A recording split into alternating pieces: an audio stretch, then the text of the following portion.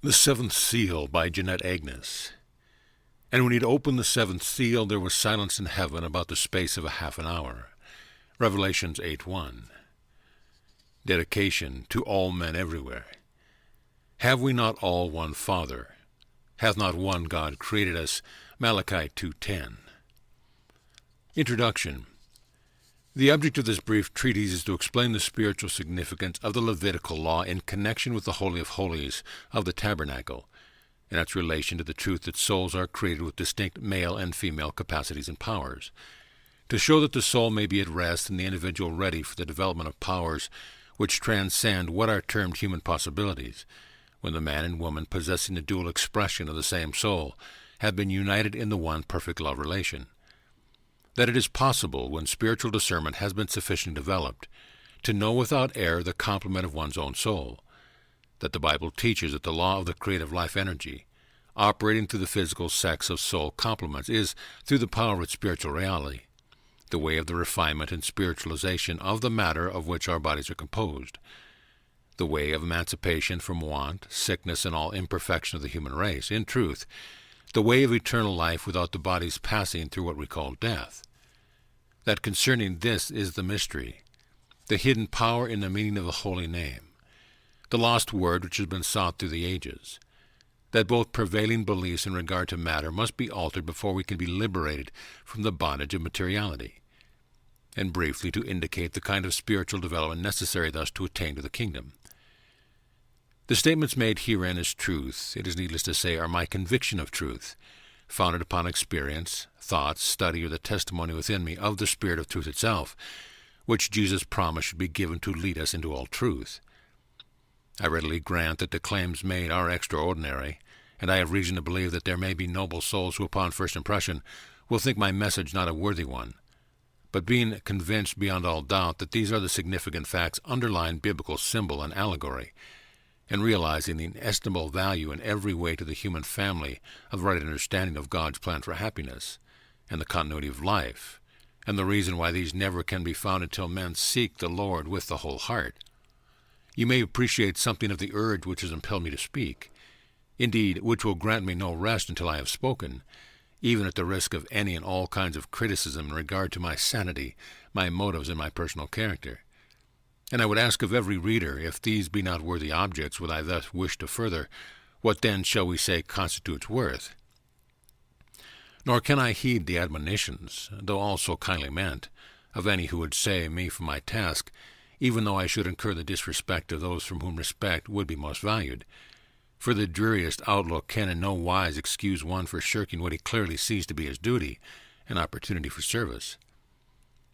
Know then, my friends, when in the way of attainment, I urge you always to follow the highest light you have. Know then where it may lead you.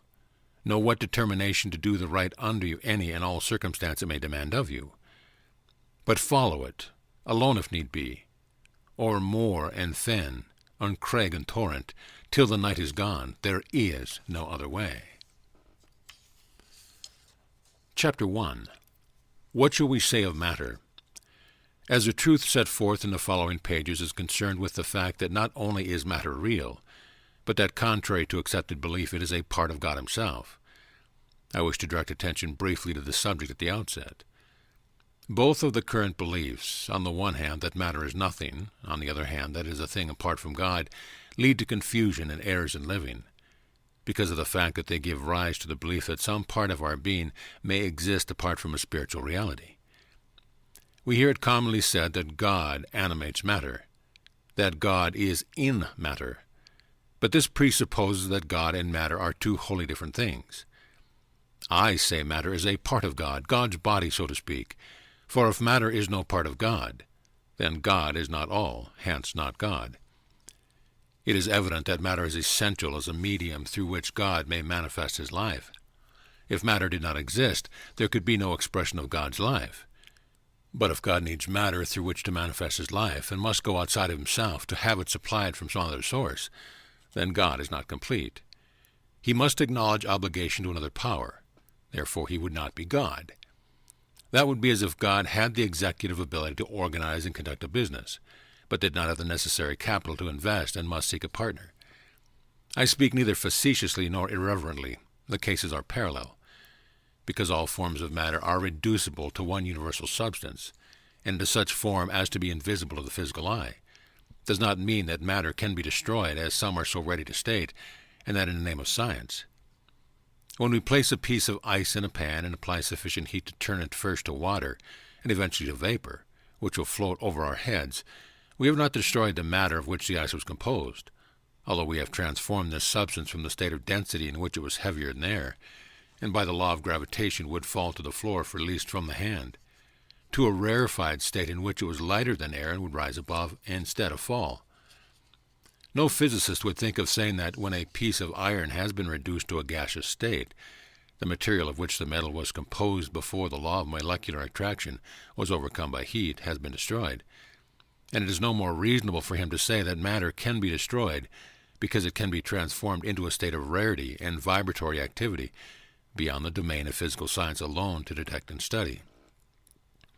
If perchance the ultra-idealist who will tell you that matter is not real, but merely a mode of thinking, has in mind the wonderful fact of the transformation of matter, he should make this clear, for even reducing it to a point of strain between the negative and positive particles of electricity does not make it unreal. If we contend that a thing is unreal merely because we cannot see it in all its manifestations, we may as well say spirit is unreal. No one will dispute the fact that organized forms of matter are not permanent, but when we speak of matter, we rightfully mean the atom or electron, or the infinitesimal division into which this may yet be said to be divided. All this apparently unintelligent substance serves us, and is a certain manifestation of God. Our clothes, our food, our houses, the air we breathe, and the earth under our feet is God, as well as our mind and spirit and our emotions of love and joy.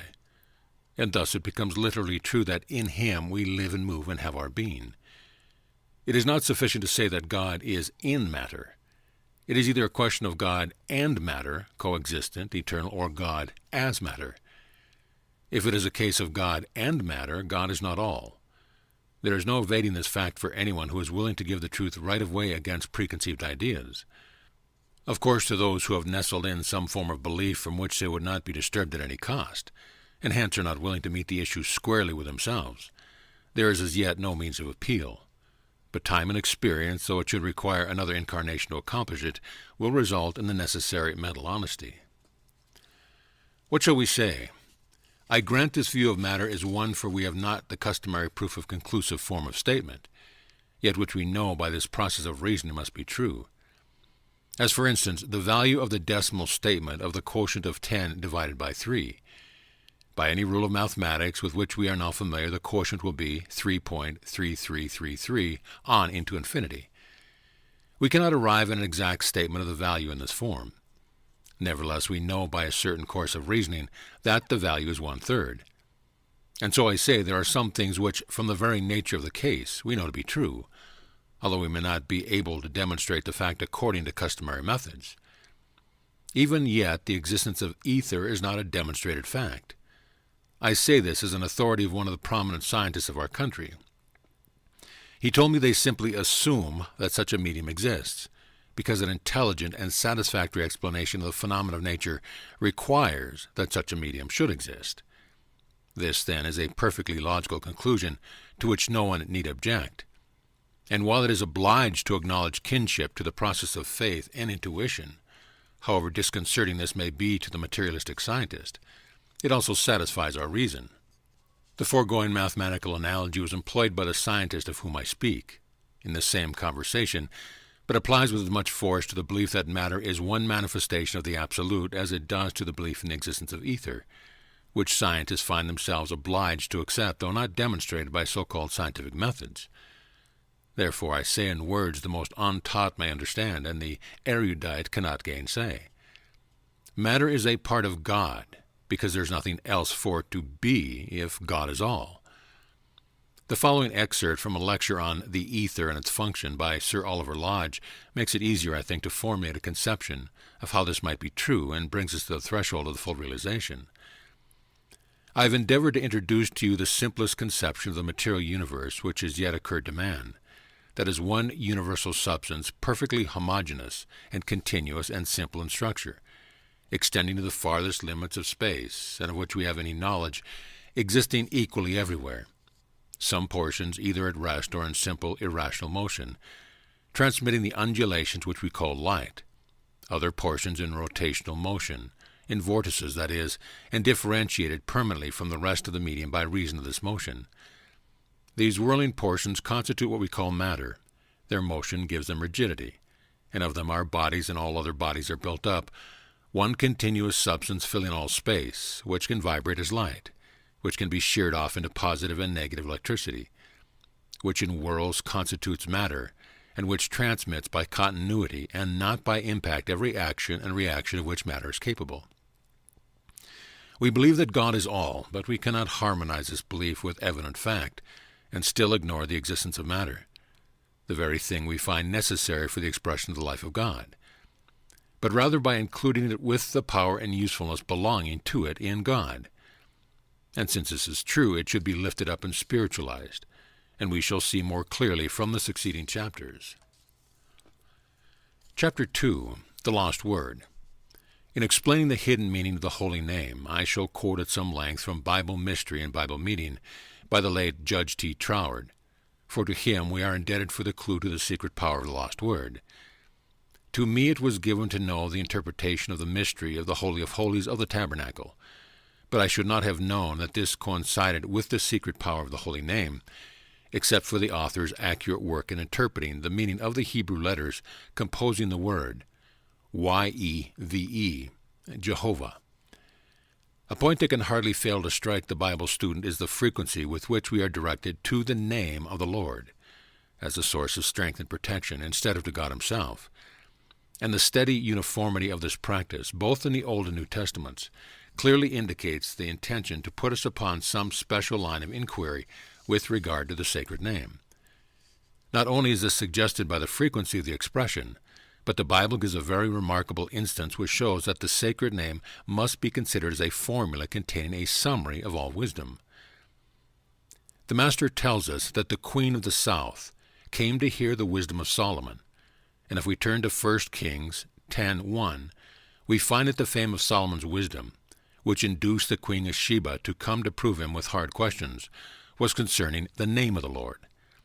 This accords with the immemorial tradition of the Jews that the knowledge of the secret name of God enables him who possesses it to perform the most stupendous miracles.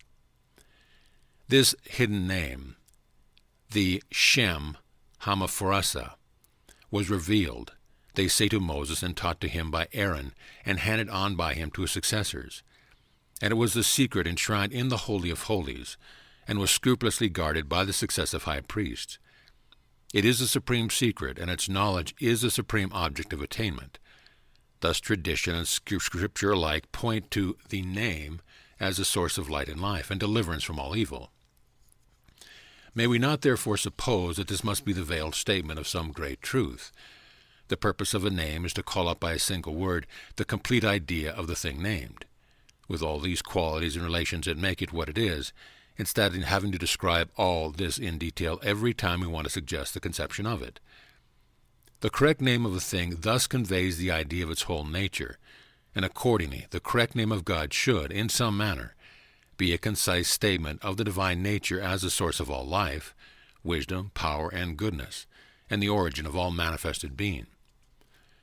To summarize the explanation which the author gives the Hebrew name of God, Y-E-V-E, which in English is Jehovah, he shows by successful, careful steps the meaning of each part of the word. This is found to be essential life and derived life, standing in the relation of masculine to feminine. Y indicating essential life, while the second part of the name, Eve, E-V-E, indicates derived feminine life. Now we see the expression of this masculine and feminine life to be combined in one name. Therefore we are wholly within the truth when speaking of the one named as two in one. The author also gives a further explanation of the word by which God's triune nature is seen to be expressed, but we have long been familiar with the thought of the Trinity. We think of God as one, and as three in one, but we have not yet realized the fact that God is also two in one, and herein lies the mystery of God. two in one may then be said to be the physical form of the holy name, which expresses its general nature and power, and which may be passed from lip to lip. But its vital power, its spiritual reality, or let us say its soul, as far transcends its physical expression, as our spirits transcend in glory our physical bodies, and may not thus be freely spoken of, but must be realized by each one as he is guided into this truth by the Spirit.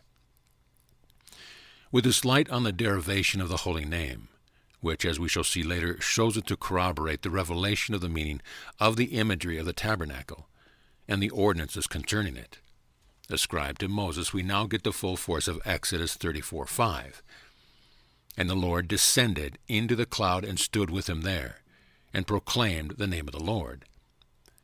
But even with his analysis of the meaning of the letters composing the sacred name, it remains simply a formula, and we continually overlook its practical application and the availability of its power to really accomplish the miraculous results for humankind without the correct solution of the symbology of the tabernacle. This power is said to be the secret enshrined in the Holy of Holies, in the way in which the name is inseparably connected with the altar, the Ark of the Covenant, the cherubim, etc., furnishes proof of the truth of this statement.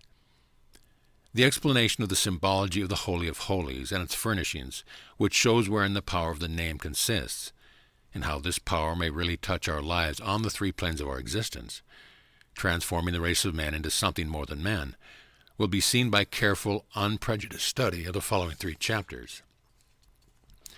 Chapter 3. Things which have been kept secret from the foundation of the world. Matthew 13:35. The Lord is in his holy temple. Let all the earth keep silent before him. Habakkuk 2:20. It is a well-known fact that the tabernacle in the wilderness and Solomon's temple typified the physical body of man. Jesus emphasized this symbol by inverting it and calling his body the temple, and similar reference to our physical bodies as the temple of God are frequent throughout the New Testament. But these figures have not been generally comprehended at their full value. The significance of the Holy of Holies of the tabernacle has been overlooked. Concerning this is the mystery of God, Revelations 10:7, the mystery of Christ, Colossians 4:3, the mystery which was kept secret since the world began, Romans 16:25, the things concerning which Moses gave testimony, which were to be spoken after, Hebrews 3:5. Within the Holy of Holies we are told was put the Ark of the Covenant, or the Ark of the Testimony, whereupon was placed the mercy seat, which was overshadowed by the cherubim. The golden altar of incense was before the veil of the Holy of Holies. Complete account of the construction of the tabernacle, with its laws and ordinances, are given in Exodus and Leviticus, but I would direct attention to Exodus 25:1-22 and Leviticus 16:1-13, which furnish data for further study and comparison of reference. Naturally, symbology could not afford an exact counterbalance throughout, and still permit the erection of a usable material structure for the tabernacle. But a thorough study of the references relating to this subject throughout all parts of the Bible clearly show what a superficial glance does not reveal, that the truth taught by the Holy of Holies, its furnishing and ordinance, the office of the high priest, the promises connected with the Ark of the Covenant, and related reference is that there is but one true mate for each soul, that the way out of human limitation from man to superman, the way of eternal life of the body in youth and health, with its increasing refinement and rarefication, is through the office of sex of such two individuals after their lives have become sufficiently spiritual by setting God first before their eyes, and by loving humanity so much that by the natural working of the law of life they are reunited in a love so divinely pure and strong that it sees naught but God in all his handiwork. The Ark of the Covenant, the mercy seat, the cherubims, etc., have references to the female genitals, the altar of incense, the censer to those of the male. The cherubims are the labia majora. The censer is the phallus. The details of the analogy become apparent from the interrelation. Aaron, the high priest, represents the male complement, who alone is permitted access to the Holy of Holies. Aaron's two sons, symbolical of his ideas or thoughts, hence of his resultant capacities or tendencies. Eleazar and Ithamar, who were to offer sacrifice continually with Aaron, typify by their names the qualities of pure love and spiritual understanding which Aaron must possess. The sons of Aaron who were slain because they offered false fire upon the altar, Leviticus 10:1-3, signify lack of self-control and a low understanding that grasps only the material phase of the sacrifice. These qualities must be slain in every man before he can become a high priest in the sense, which is after the order of Melchizedek, who was said to be the priest of the Most High God long before there was any Jewish liturgy in existence. The very meager reference to Melchizedek in the Bible makes it difficult for us to learn much about him, but it is recorded that he met Abraham when he was returning from the slaughter of the kings who had carried away Lot, and administered to him bread and wine, symbolical of the understanding of the spirit of matter. We are also told that he was a king of Salem, which is interpreted in the text as king of peace. While this would be true, this is not the first meaning of the word Salem, which comes from a word meaning whole. Therefore we can judge that Melchizedek was one who possessed wholeness in its full significance, by being in possession of the truth in regard to spirit and matter and related facts. Again, in the 7th chapter of Hebrews, we read the Melchizedek priesthood was a continual priesthood, that he was without beginning of days or end of life, which corresponds to the truth with respect to the soul complement, which always has been and always will be the one to stand in relation of high priest toward its true spiritual mate. To those who may be inclined to treat lightly the idea that there exists a complement for every soul, let me say that this is no idle fancy adapted to satisfy the caprice of the giddy or frivolous, for one must be truly spiritual in his desire, and willing to give up anything that stands in the way of his finding God and doing the right before it is in his own power to know the complement of his own soul. And the one of whom this is true will not be neglectful of duty nor inconsiderate of others. This truth is the significance of the allegory related in Genesis 2:18-25. The incompleteness of the man without the woman is indicated by the woman having been formed of a portion of the substance of the man's body, which it must be admitted is a very good figurative version in the biological facts referred to in chapter 5. Thus we see the thought expressed is that neither is complete without the other, the two being required for an integral being. Again, this is plainly taught by Jesus' word to the Pharisees, Matthew 19 and Mark 10, the meaning of which has been entirely overlooked because of a wrong interpretation put upon his answer to the Sadducees, Matthew 22 and Mark 12. The Sadducees did not believe in the resurrection. Therefore it is plain that their question was not asked with the honest purpose of securing information, but rather with the design to entangle Jesus by suggesting a situation which, as they thought, would necessarily arise in the event of a life after death, in such case as that of a woman who had had 7 husbands, which imaginary dilemma they evidently considered as conclusive proof that there could be no resurrection of the dead.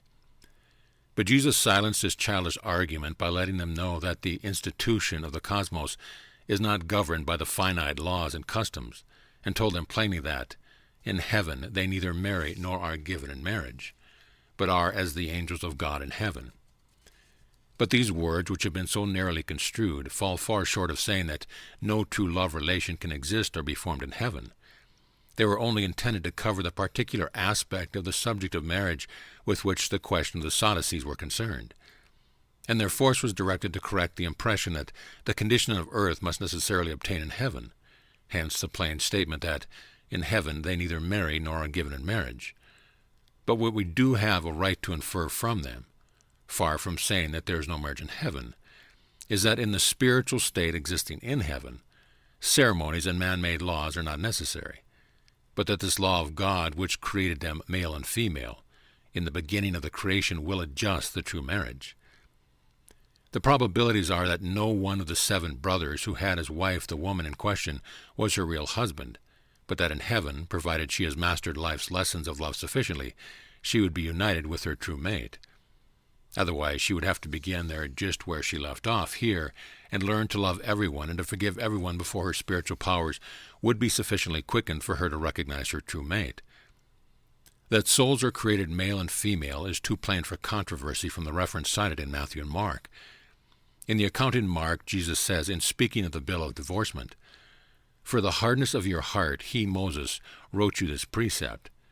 But from the beginning of the creation, God made them male and female. For this cause shall a man leave his father and mother and cleave to his wife, and they twain shall be one flesh. So then they have no more twain but one flesh. What therefore God hath joined together, let no man put asunder. By careful reading, the context shows that it was against the principle of the separation of what had been joined from the beginning of the creation, to which Jesus particularly referred. For while he expressed no disapproval of Moses granting them the privilege of divorce under certain conditions, the restrictions and limitations of which were designed to promote, on the whole, the highest development of humanity, while it had not yet attained a sufficiently quickened spiritual consciousness for it to be possible for each to know his own true companion. Yet he says, "But from the beginning of the creation, God made them male and female."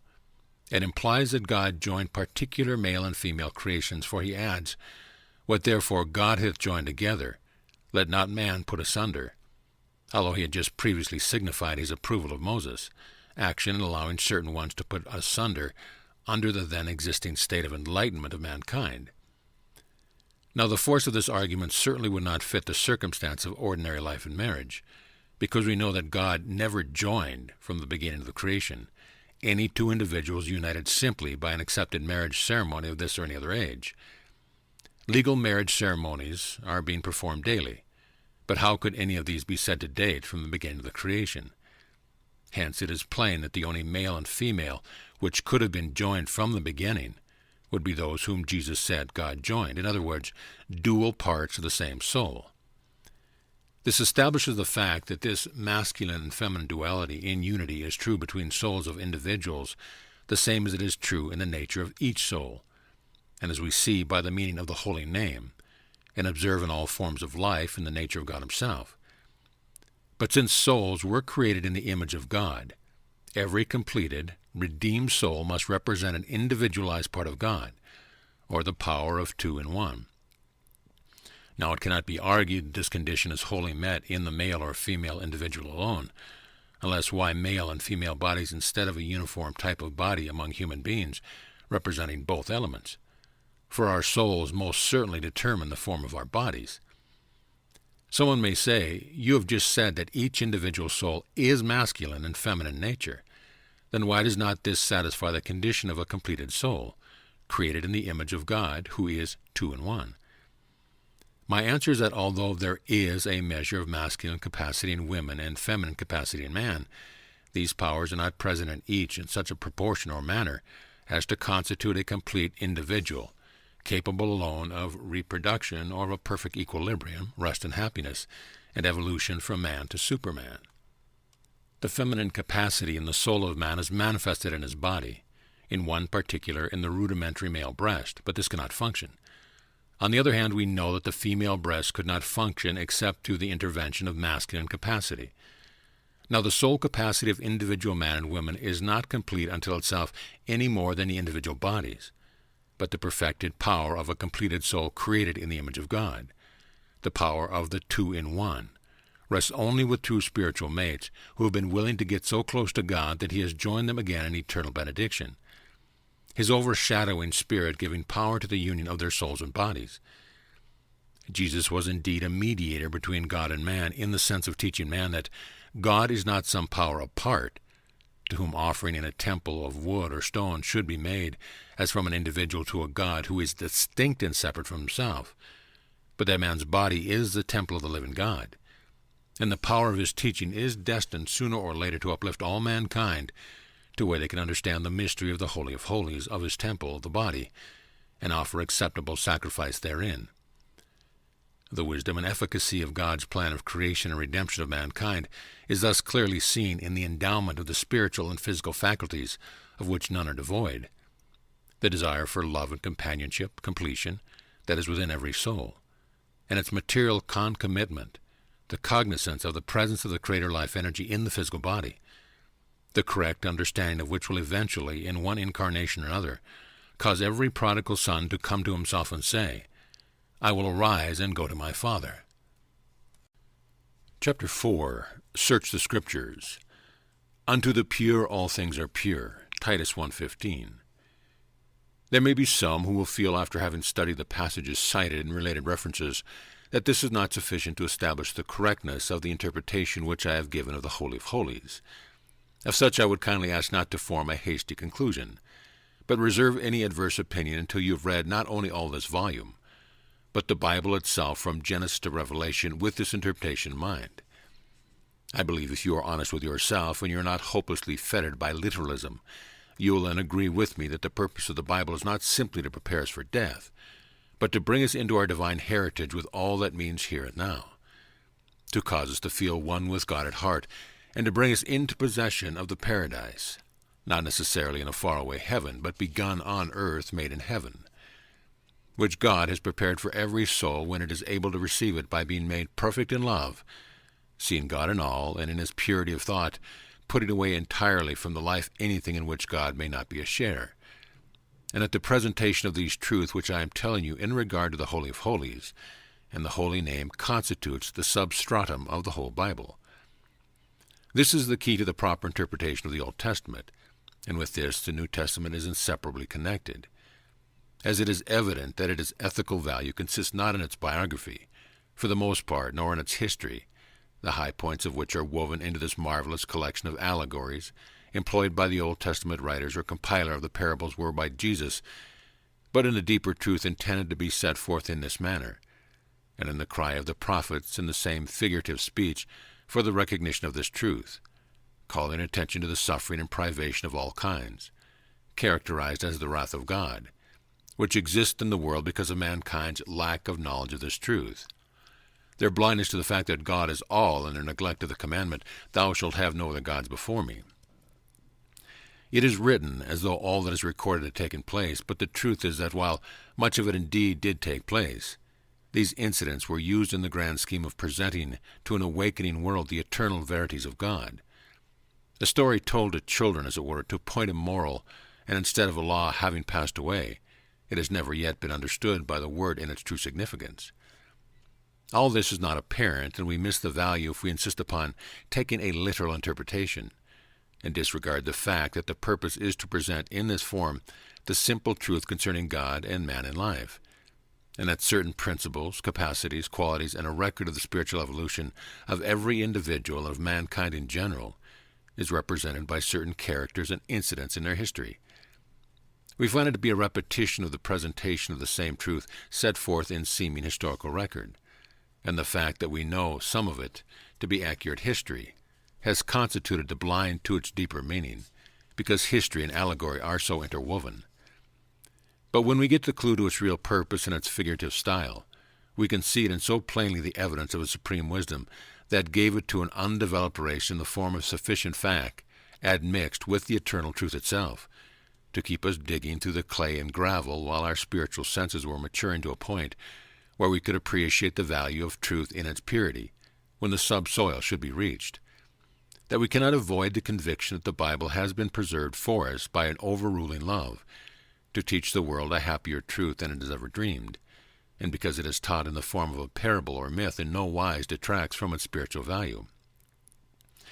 St. Paul makes the definite statement that he regards the historical incidents of Abraham's life as allegorical. He says in Galatians 4:22-24, "For it is written that Abraham had 2 sons, the one by a bondmaid, the other by a free woman. But he who was of the bondwoman was born after the flesh, but he of the free woman was by promise, which things are of an allegory." This statement is plain and incontrovertible. In the Revised Version of the 1881, the translators have made this read, "which things contain an allegory." This is taking great liberty and clouds the real meaning, for consulting the original text, we find the verb which they have translated contain is the present indicative of the verb to be, and simply means is, while the King James Version puts his verb into the plural to obtain a smooth translation. It preserves the meaning perfectly. The word which is translated allegory in both cases is the declined form of the participant from the verb meaning to allegorize or to speak allegorically. This is correctly used as a noun, the same as the participle in English, so that an awkward rendering of the clause, but one which gives the true meaning, would be, which is allegorizing, or which is a speaking allegorically. And if the account be allegorical in this case, why not in most of the Old Testament history? The fact that the writers choose to use actual happenings in some instances makes the narrative no less allegorical in the main. Nor does this in any measure lessen its spiritual value, but rather heightens it. For anyone who claims he can receive inspiration or uplift from a perusal of the greater part of the Old Testament history and biography, accepted literally, has certainly not advanced very far in the true Christian spirit.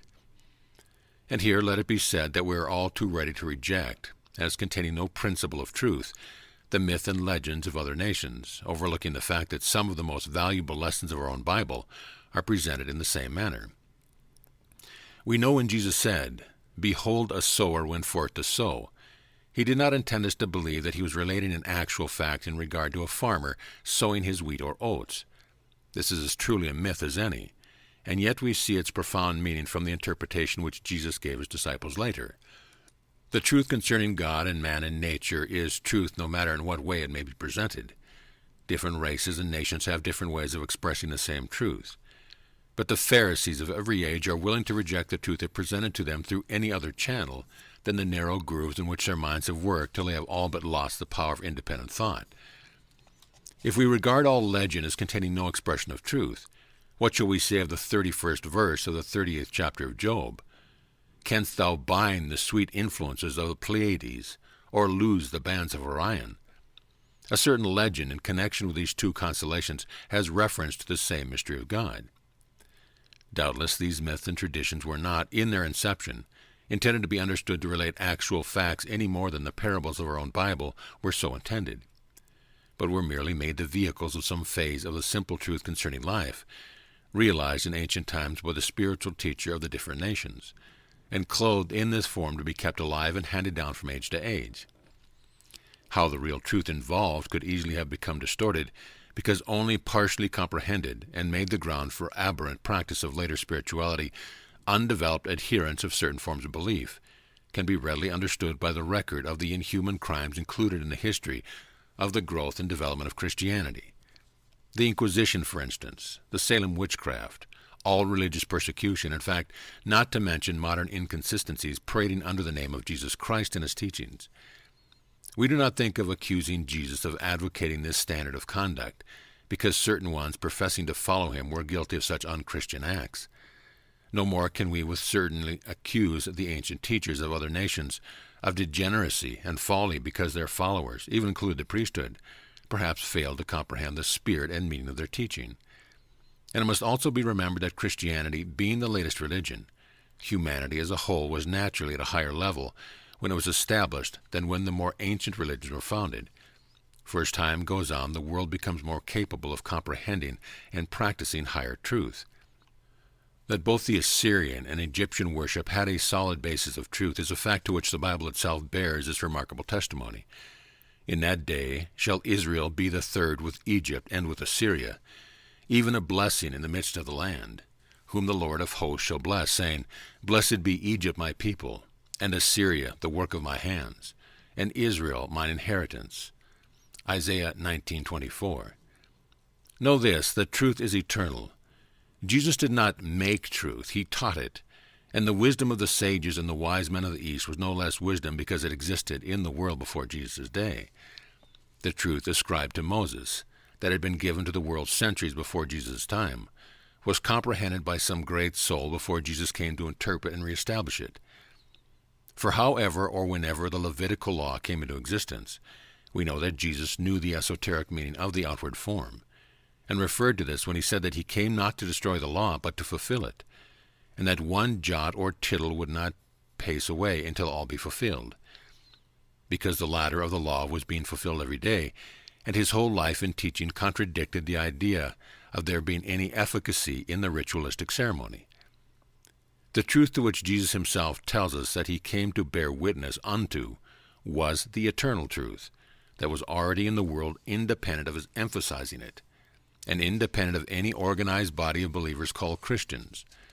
And until men are broad enough and honest enough to acknowledge truth in whatever form it appears, they are only defrauding themselves by setting limits for their own advancement. From the study of the following references and related text, which can be traced in any good reference Bible, certain truth will be found to be set forth as clearly as possible, to be done by means of an institution which was both esoteric and exoteric. A systematic study of the whole Bible from this point of view would of course be more satisfactory, but we may form some idea of the far-reaching importance of the underlying truth typified by the tabernacle and its ordinances from some few texts bearing directly on the subject.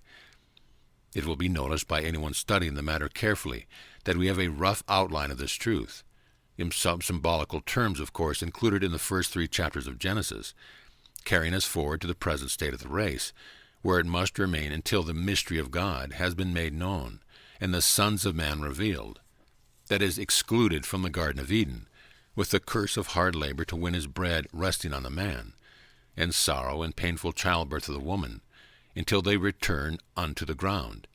Turn their attention to matter, learn what it is, conquer it, give it rightful recognition in the universal economy, and thus transform matter itself, until it ceases to be the heavy burden it is now, and our bodies, becoming more rarefied, absorb their needed nourishment from the air, doing away with the necessity of bread earned by toil, this latter being the truth symbolized by the pot of manna put into the Ark of the Covenant. Exodus 16:33-34, Hebrews 9:4. Beginning with the 4th chapter of Genesis, it takes up the more lengthy task of developing the outline, giving repeated instances to emphasize the same truth under direct circumstance.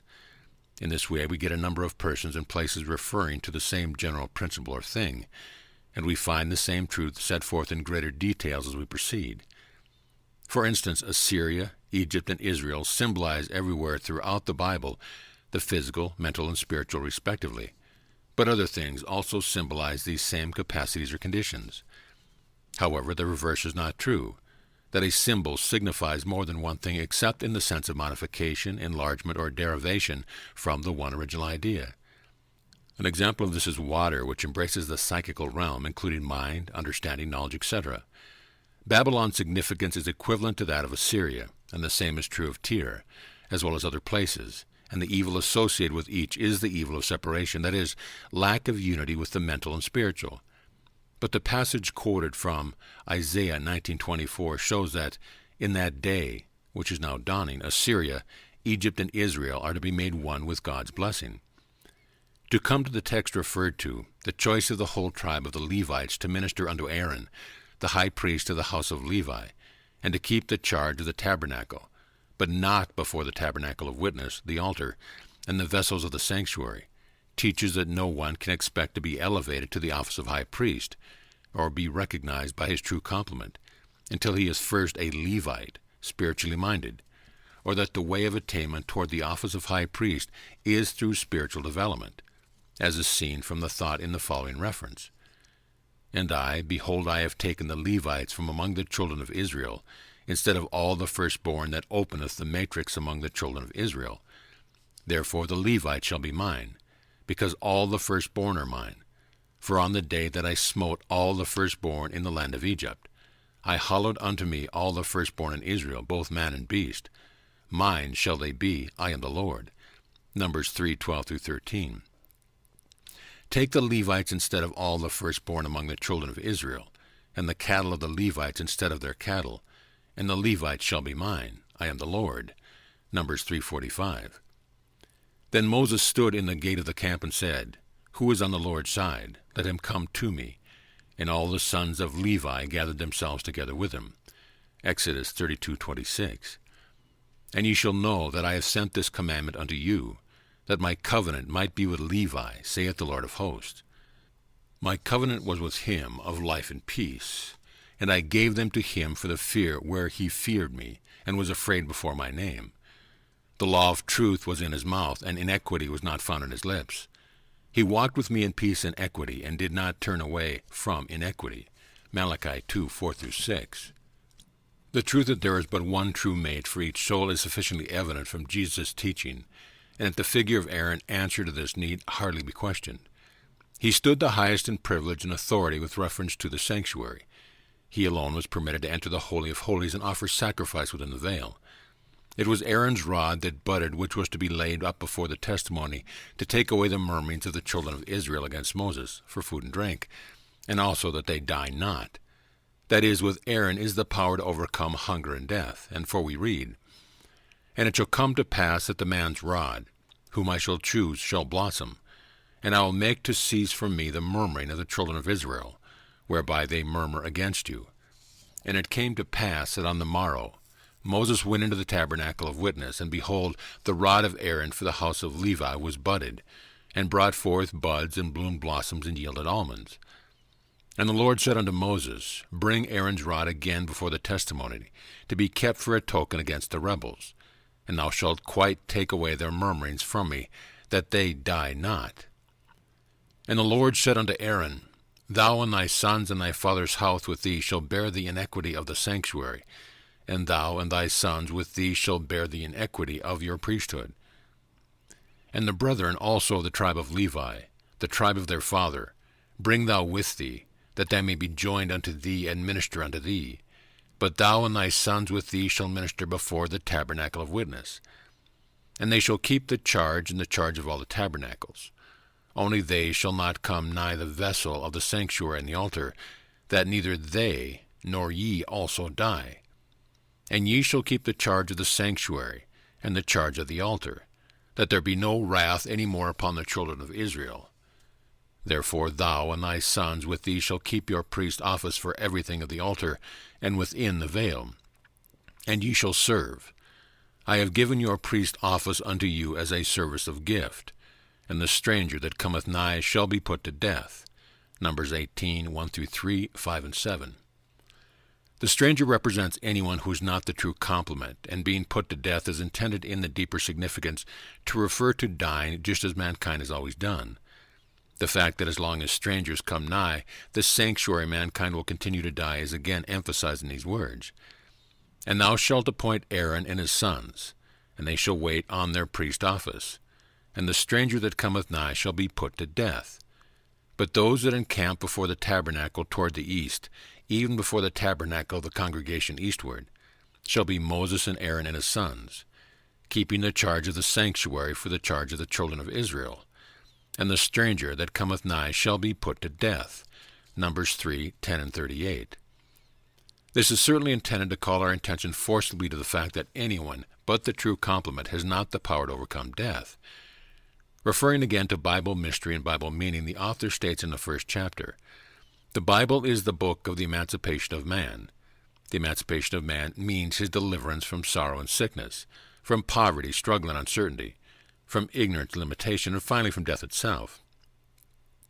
This may appear to be what the euphuistic colloquialism of the day would call a tall order, but nevertheless it is impossible to read the Bible with a mind unwarped by antecedent conception derived from traditional interpretation without seeing that this is exactly what it promises, and that it professes to contain the secret whereby this happy condition of perfect liberty may be attained.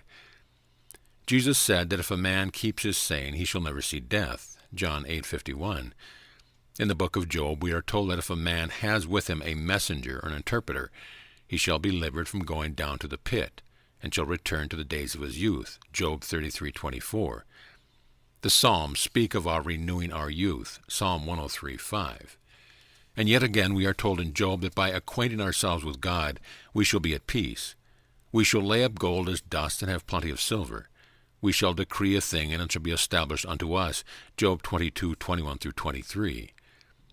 The first thing to notice is that there is a common element running through the text I have quoted. They all contain the idea of acquiring certain information, and the promised results are all contingent on our getting this information and using it. Jesus says it depends on our keeping his saying, that is, receiving the information, which he had to give and act upon. Job says that it depends on rightly interpreting a certain message, and again that it depends on our making ourselves acquainted with something. And the context of the passage in Psalms makes it clear that the deliverance from death and the renewal of youth there promised are to be attained through the ways which the Lord made known unto Moses. It is interesting to note how all of this, though unwittingly on the part of the author, points directly to the information which I am telling you lies buried in the symbology of the Pentateuch. Further reference to eternal life we find in Deuteronomy 4:40. Thou shalt keep therefore his statutes and his commandments, which I command me this day, that it may go well with thee and with thy children after thee, and that thou mayest prolong the days upon the earth, which the Lord thy God giveth thee forever. And in Hosea 13:14, I will ransom them from the power of the grave. I will redeem them from death. O death, I will be thy plague. O grave, I will be thy destruction. Repentance shall be hid from my eyes. We also read that the salvation and everlasting strength is in the Lord Jehovah. The original text must have been strongly emphasized in some way to cause the translators to put the word Jehovah in large capitals. Thus, behold, God is my salvation. I will trust and not be afraid. For the Lord Jehovah is my strength and my song. He also has become my salvation. Isaiah 12:2. Trust ye in the Lord forever, for in the Lord Jehovah is everlasting strength. Isaiah 26:4. This links to the power of the holy name, Y-E-V-E, with the prosperity and eternal life to which our attentions have been called. And we also find the name of the Lord associated with the symbology of the temple and the Ark of the Covenant in the following reference. And David arose and went with all the people that were with him from the Baal to Judah, to bring him up thence the Ark of God, whose name is called the name of the Lord of hosts, that dwelleth between the cherubims. 2 Samuel 6:2. If, when evil cometh upon us, as the sword, judgment or pestilence, or famine, we stand before this house and in thy presence, for thy name is in this house, and cry unto thee in our affliction, then thou wilt hear and help. 2 Chronicles 29. Note the force of Deuteronomy 12:11 in connection with Isaiah 37:16. Then there shall be a place which the Lord your God shall choose to cause his name to dwell there. Thither shall you bring all that I command you, your burnt offerings and your sacrifice, your tithes and the heave offerings of your hand, and all your choice vows which thou vow unto the Lord. O Lord of hosts, God of Israel, that dwellest between the cherubims, thou art the God, even thou alone, of all kingdoms of the earth. Thou hast made heaven and earth. By Genesis 3:24 we learn that without knowledge of this truth we cannot be granted entrance back into the Garden of Eden, freedom from suffering limitation, for we are told, He drove out the man, and he placed at the east of the Garden of Eden cherubims and a flaming sword, which turned away every way to keep the way of the tree of life. That is, this truth, being the most unsuspected and the last to be rightly comprehended, would naturally include a right understanding of other related truth necessary to be understood, such as the right conception of matter and a knowledge of the spiritual significance of the relationship between male and female. The latter statement is the truth emphasized in Malachi 2:13-15. And this have you done again, covering the altar of the Lord with tears, with weeping and with crying out, insomuch that he regardeth not the offering any more, or receiveth it with good will at your hand. Yet ye say, Wherefore? The answer follows, Because the Lord hath been witness between thee and the wife of thy youth, against whom thou hast dealt treacherously. Yet is she thy companion, and the wife of thy covenant, and did he not make one? Yet had he the residue of the Spirit, and wherefore one? Again the answer, that he might seek a godly seed. Therefore take heed to your spirit, and let none deal treacherously against the wife of his youth. This passage has been interpreted to mean nothing more than an admonition against divorce or unfaithfulness to any wedded companion.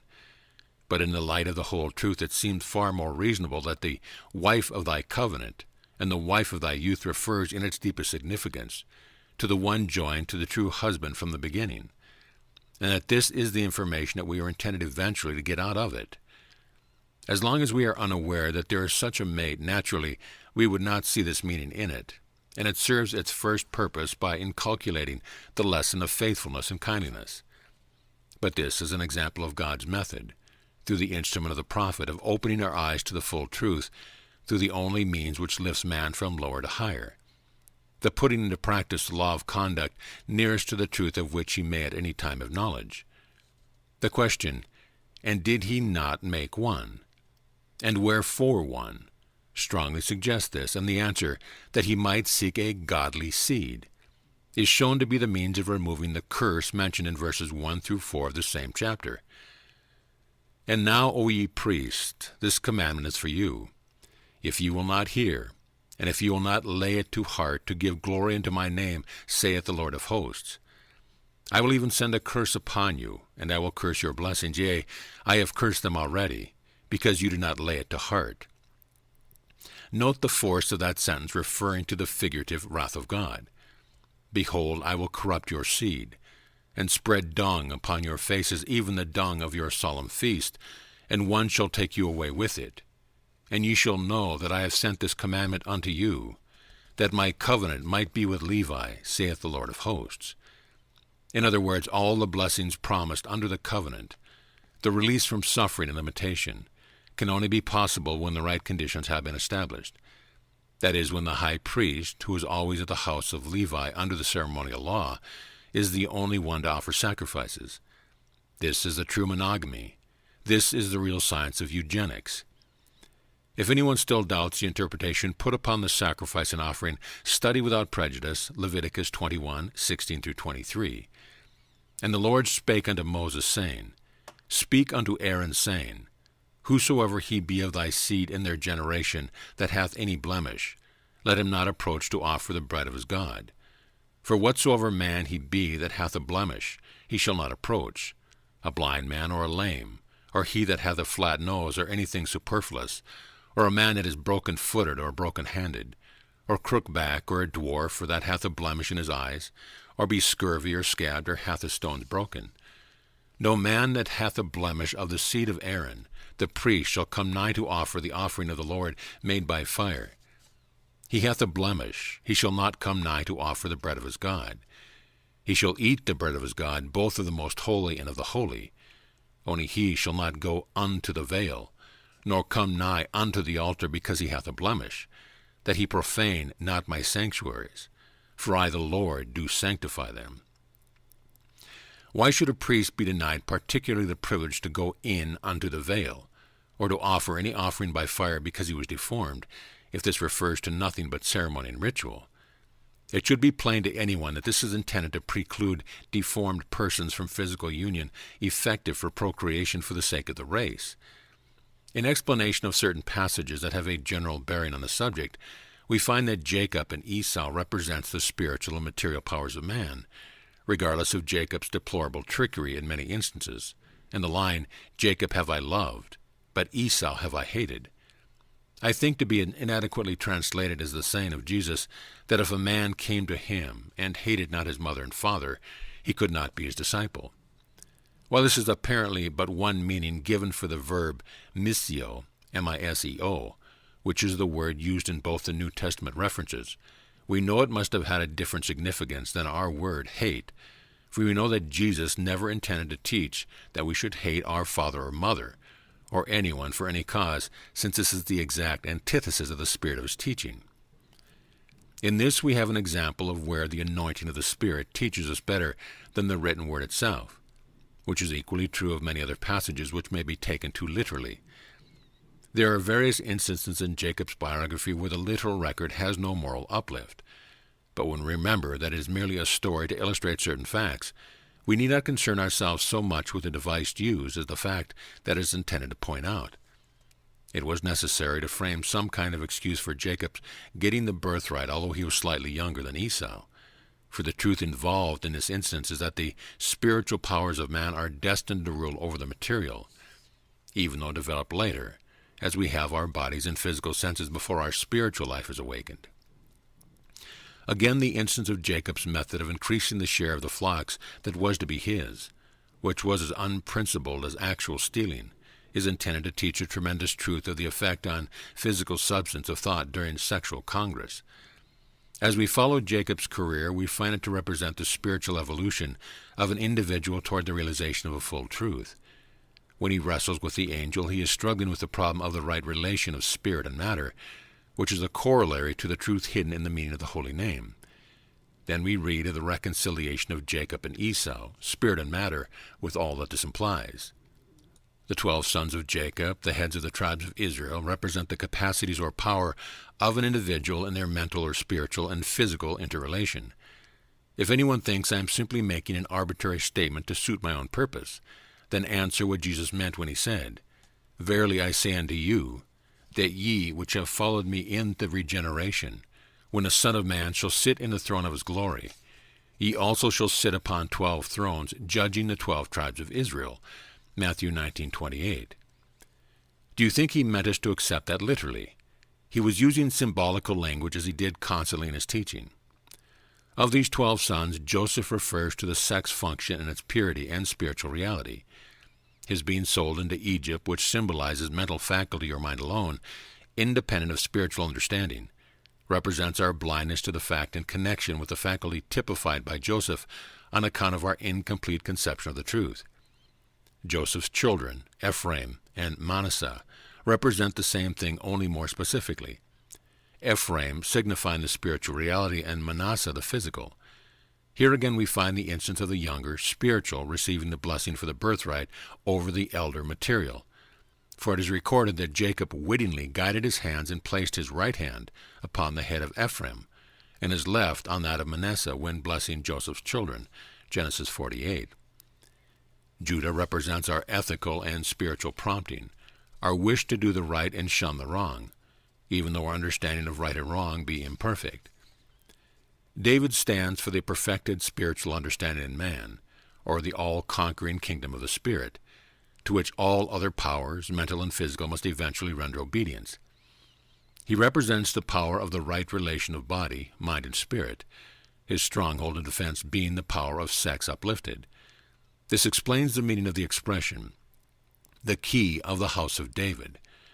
Besides being represented as king, David is also spoken of as a shepherd because of his spiritual understanding of the creative energy, the Christos, which he exemplifies and which is the power that will, in the end, bring the last wandering sheep back to the Father's fold. In Ezekiel 34:23 we read, "And I will set up one shepherd over them, and he shall feed them, even my servant David. He shall feed them, and he shall be their shepherd." For this reason, any exponent of this whole truth of God concerning the union of spirit and matter in our bodies, whether Joseph, David, or Jesus, is spoken of as the shepherd. This power is also referred to as the stone of stumbling, because of the deep mystery of God which it holds, and over it we continually stumble until we can view it from the spiritual aspect. Then the key of the house of David unlocks the mystery. We find such reference to Joseph in Genesis 49:22-24. Joseph is a fruitful bow, even a fruitful bow by a well, whose branches run over the wall. The archers have sorely grieved him, and shot at him and hated him. But his bow abode in strength, and the arms of his hands were made strong by the hands of the mighty God of Jacob. From thence is the shepherd the stone of Israel. This is the stone which the builders of the temple have always despised. Jesus' reference to this is proof of its application to this interpretation. Did ye never read in the Scriptures, the stone which the builder rejected, the same is become the head of the corner? This is the Lord's doing, and it is marvelous in our eyes. What would be marvelous about it in our eyes because it was the Lord's doing, if it were not something that our immature understanding had led us to believe would not be the Lord's doing? But this is because of the Judah in each one of us is the lawgiver first, and when all is said, this is just the way God ordered it. We all have to come through this same experience of shock when this deeper truth of God is borne in upon us.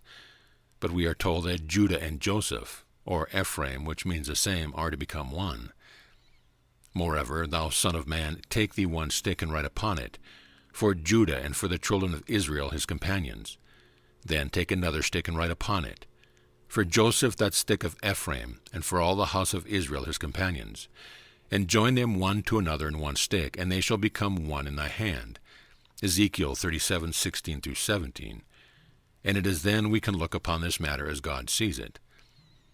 Yet there still remains a shadow of doubt in anyone's mind as to the accuracy of my premise, the certainty that by the Holy of Holies with its furnishing, the Ark of the Covenant, the Tabernacle of Witnesses, or merely the Tabernacle in some instances, with the associated sacrifice and offerings, are really meant the organs of reproduction, their functions, etc., then I shall be obliged to call his attention to Leviticus 15:31-33, where the instance given of the defiling of God's tabernacle among us is not veiled, and to Isaiah 57:7, where the prophet has interpreted his own symbol.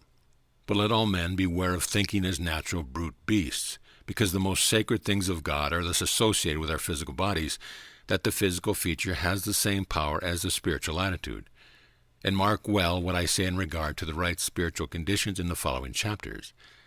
It is because we have thought that matter is no part of God, and consequently that it would not be possible for this bodily function to be so closely associated with the Spirit of God, that we have had wrong thoughts about it, and have made it an obstacle to the attainment of our highest life in God.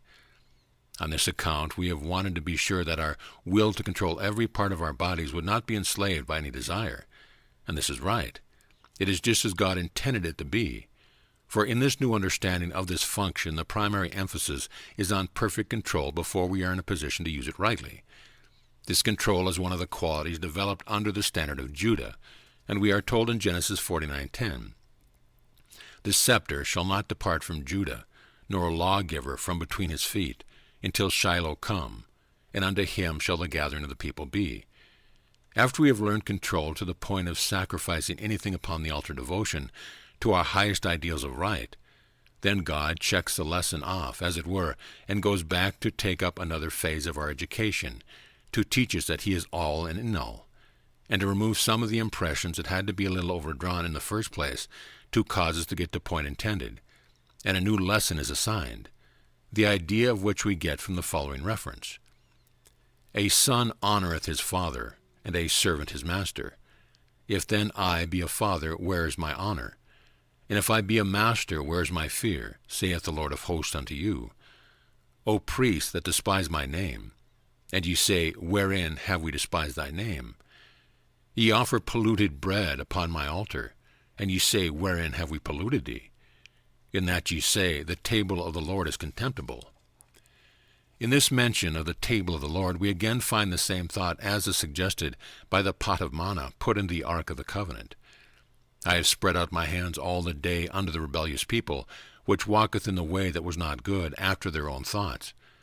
A people that provoketh me to anger continually to my face, that sacrifice in gardens and burn incense upon altars of brick, which say," speaking to God, "Stand by thyself, come not near to me, for I am holier than thou. These are a smoke in my nose, a fire that burneth all the day. Shall the work say of him that made it, He made me not? Or shall the thing framed say of him that framed it, He had no understanding? Shall mortal man be more than just God? Shall a man be more pure than his Maker? Because Ephraim hath made many altars to sin, altars shall be unto him to sin. I have written to him the great things of my law, but they were counted as a strange thing. They sacrifice flesh for the sacrifice of mine offering, and they eat it. But the Lord accepteth them not. For Israel hath forgotten his Maker, and buildeth temples. Hosea 8:11-14. Howbeit the Most High dwelleth not in temples made with hands, as saith the prophet. Heaven is my throne, and earth is my footstool. What house will ye build me, saith the Lord? Or what is the place of my rest? Hath not my hand made all these things? Ye stiff-necked and uncircumcised in heart and ears, ye do always resist thy Holy Ghost, as your fathers did, so do ye. Acts 7:48-51. For my thoughts are not your thoughts, neither are your ways my ways, saith the Lord. Isaiah 55:8. Know ye not that ye are the temple of God, and that the Spirit of God dwelleth in you? If any man defile the temple of God, him shall God destroy, for the temple of God is holy, which temple ye are. 1 Corinthians 3:16-17. But even the Master himself had to learn this truth concerning the Holy of Holies of this temple of the body ere he realized his full mission. It should be borne in mind that the name of Jesus has a significance similar to the name Jehovah. My authority for this statement is the late Richard Francis Weymouth, M.A., D.Litt., Fellow of University College London, editor of the resultant Greek Testament, and author of the New Testament in Modern Speech. I quote from the New Testament in Modern Speech, page 4, 3rd edition, note 4. The full significance of the name Jesus is seen in the original Yehoshua, Y-E-H-O-S-H-U-A, which means Jehovah the Savior, and not merely our Savior as the word is commonly explained. Thus Christ's mission is indicated by the meaning of his name, which we see to be associated with the holy name. But we are told that even he was made perfect through suffering, to which there is ample reference, when in the symbolical statement in Revelation 11:8, This passage alone should be sufficient to disillusion any who feel they must put a literal interpretation upon all parts of the Bible. I repeat that the Bible is an admixture of historical fact with a symbolical teaching of this mystery of the higher truth, which has thus been preserved. This has been the Bible, its wide circulation, and will cause it to endure through all time. We know Christ was not crucified in Sodom or Egypt, as here stated, except in the sense indicated by those symbols. And with these facts accord the words attributed to Jesus, discovered only in recent years. Let not him who seeks cease until he finds, and when he finds he shall wonder, and wondering he shall reach the kingdom, and having reached the kingdom he shall rest. Chapter 5. The Fire of the Lord. To review in brief some of the facts already mentioned, it is as if the soul, as we ordinarily use the term, is but a partial expression of a soul that in the beginning was a complete embodiment of masculine and feminine power, but that the creative law, when investing this soul with physical form, in which to work out its experience, gained the mastery over evil, which is equivalent to gaining a right conception of the truth in all its phases, and the capacity for unending happiness, gave portions of the soul separate bodies at an early stage in the evolutionary process, endowing both with certain similar capacities and certain complementary ones. The science of zoology supports this opinion in the like development of the physical organism through asexual and hermaphrodite stages toward the separate sexes. In the branch protozoa we find forms of life that are asexual and reproduce by fission, budding, etc. In the next higher branch, Porphyra, we find in certain varieties of the sponges the appearance of separate male and female reproductive cells, but combined in one body. Ascending through the various orders of the higher branches, we see the male and female cells becoming more distinct in structure. In some cases, as for the instance of the Portuguese man-of-war, both pedunculated, yet belonging to one organism, until finally in the still higher branches they appear in separate bodies. I realize the analogy is not complete, as the ascent from the branch protozoa is more lateral than lineal. That is, the sponge is a completed animal in its branch, having advanced along a path parallel to, we might say, but not necessarily identical with the animal of the higher branches, the same being true of the Portuguese man-of-war. Nevertheless, these are examples of forms of animal life still existing, which furnish the clue to the evolutionary trend, the general course over which man has ascended to his higher goal from the particular protoplasmic cell, the quality and nature of which I hold the Creator must have designed to produce a human being.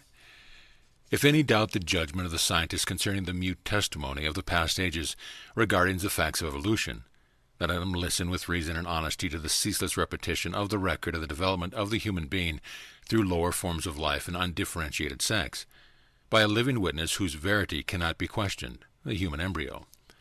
But to accept the facts of evolution as true does not necessitate the acceptance of the materialistic theory as to the cause of these facts, as seems to be the general impression. It is the erroneous conclusion of physical science, which overlook God as the intelligence back of the evolutionary plan, that causes a great many people who have made no particular effort to inform themselves on the subject, to disbelieve actual facts as well as this theory. For most people instinctively feel, and rightfully so, that there is something radically wrong with the cheerless doctrine that all life and attainment are the result of the action of mechanical causes upon inert matter. But this mistaken theory, deduced from observation, which established the physical facts, comes from not consulting spiritual as well as material evidence as to the meaning of the fact. It is the combined use of reason and intuition that enables us to draw a right conclusion from any given data.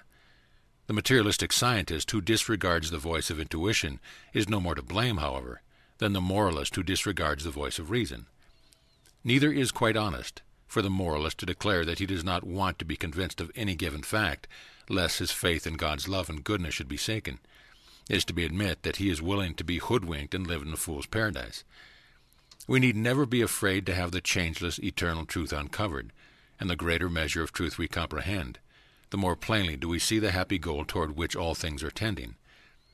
To fail to listen to intuition, which always associates our experience with a loving Father, is to limit our aspiration and happiness because of the gloomy philosophy deduced from physical facts alone.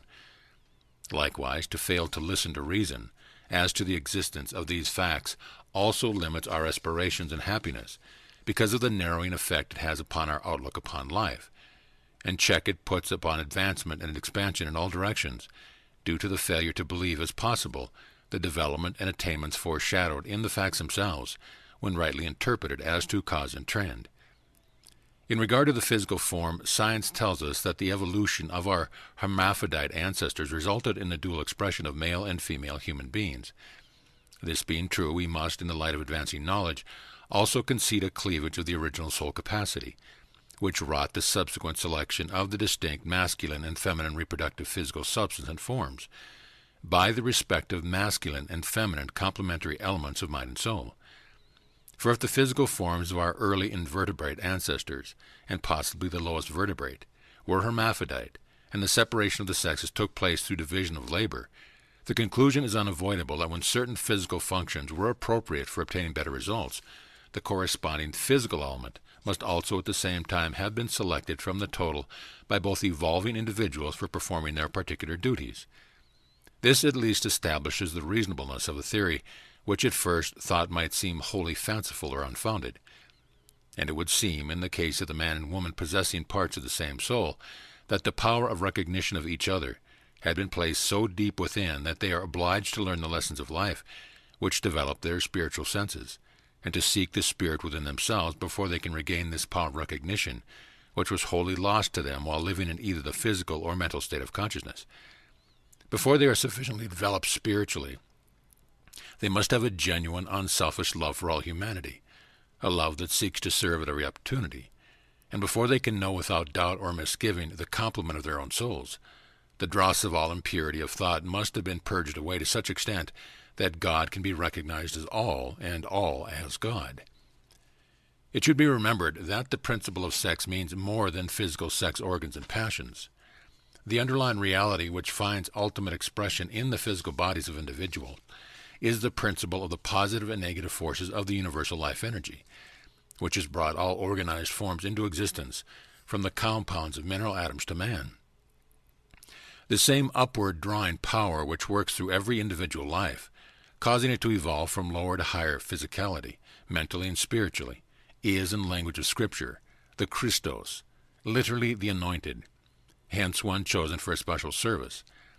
After creating and perfecting physical forms of life, its service now is to establish universal consciousness that God is one, that the universal substance is a manifestation of the Absolute, as truly is as the Spirit which pervades it, that certain elements of this substance vibrating at a rate sufficiently slow to be perceptible to the physical senses, or what we speak of as physical matter, is also God, and that every natural function of our physical bodies was made to be perfected until God can be glorified through it.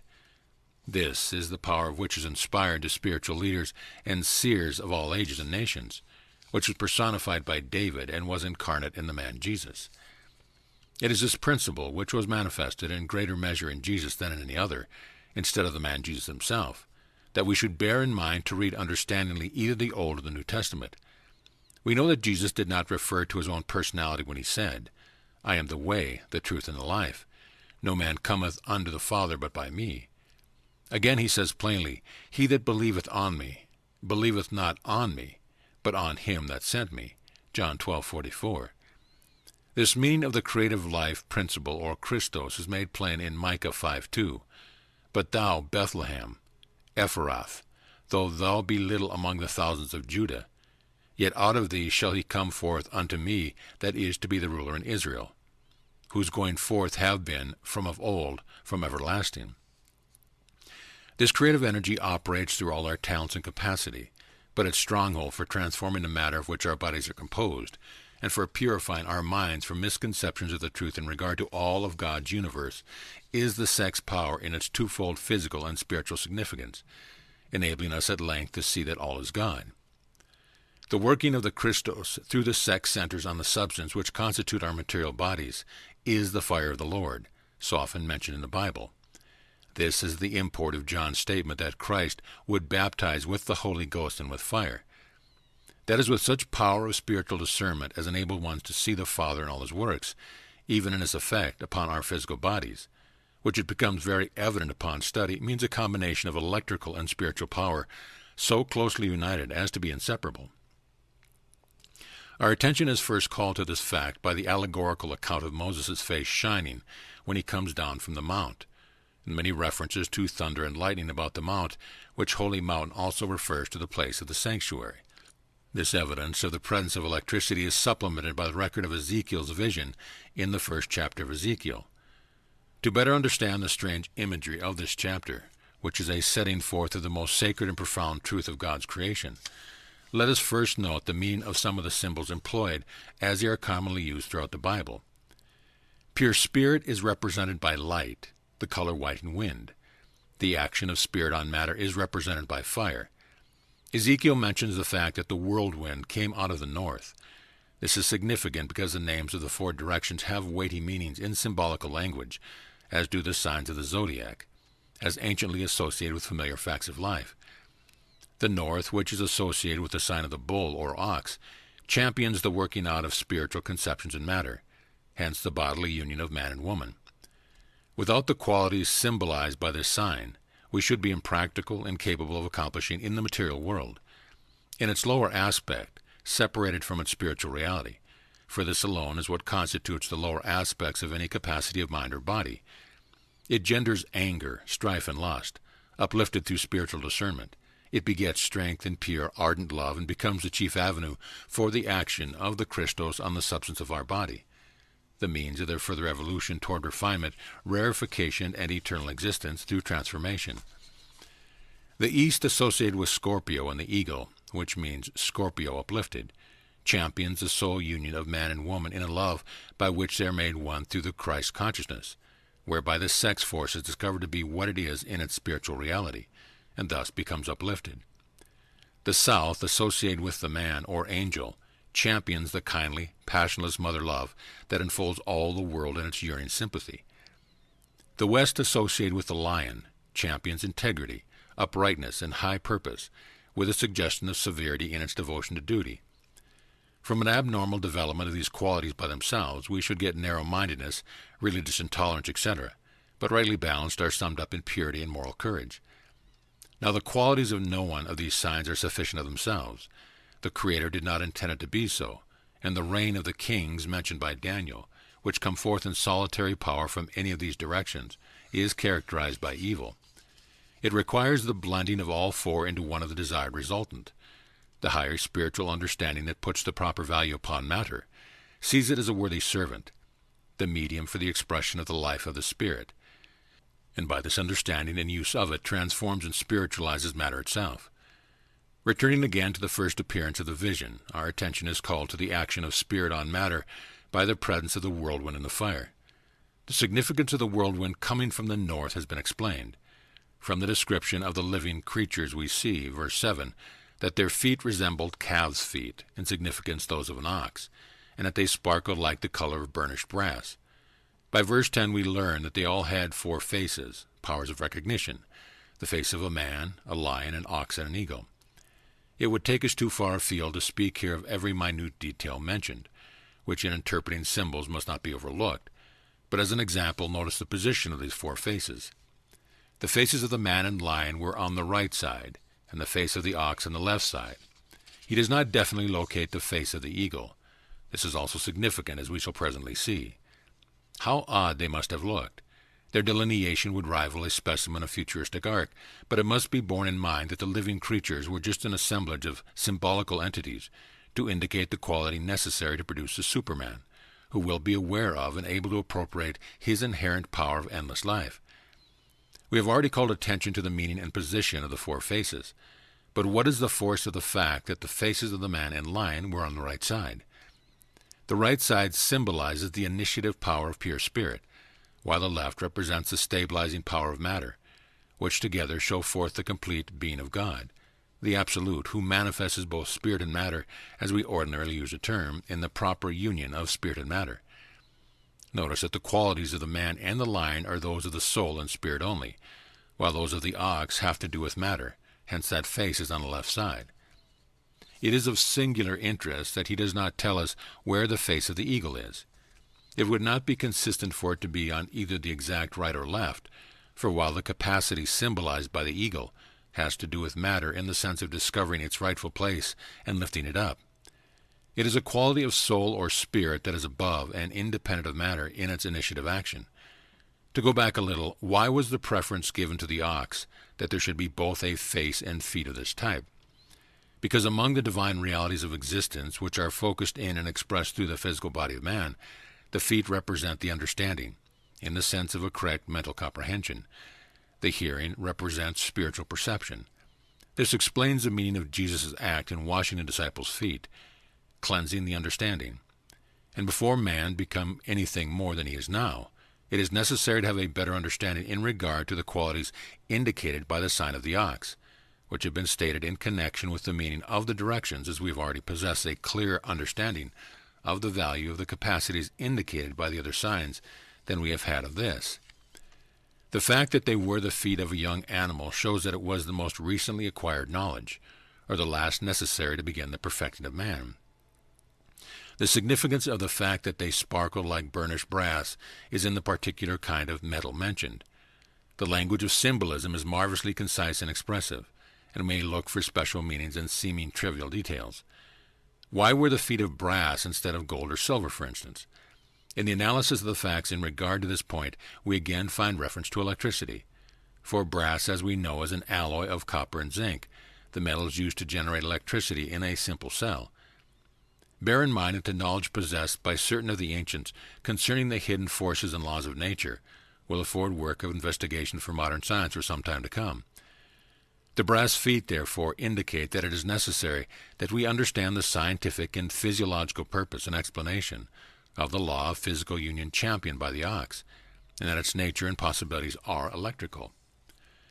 Coming to verse 13 and 14, we again find this repeated mention of lightning, further emphasizing the presence of electricity in connection with his fire of the Lord.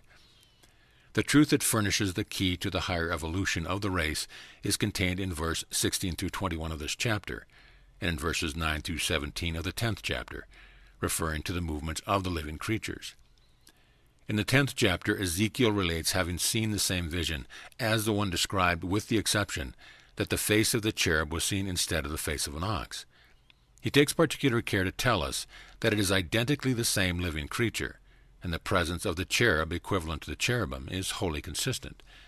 Please read both chapters carefully. In regard to the figure of the wheel so often referred to, this word wheel is translated elsewhere in the margin as whirling dust. Here again we find the same ideas expressed by the whirlwind and the fire mentioned in the 4th verse of the 1st chapter, the action of spirit, symbolized by the wind, on matter, for he tells us that the appearance of the wheel was like unto the color of a beryl. Now a beryl may be either green or yellow, but evidently the yellow, flame-colored beryl is meant here. Now look at the 13th verse of the 10th chapter. As for the wheels, it was cried unto them in my hearing, O wheel. For the wheel to be thus addressed suggests the presence of a living intelligence, indicating that the very spirit of life itself is inseparably connected with this action of the spirit on matter, which is apparently just what the prophet is trying to impress upon us when he recounts in so many ways the movement of the creature. And when the living creature went, the wheels went by them. And when the living creatures were lifted up from the earth, the wheels were lifted up. Whithersoever the spirit was to go, they went. Thither was their spirit to go, and the wheels were lifted up over against them. For the spirit of the living creature was in the wheels. When those went, these went.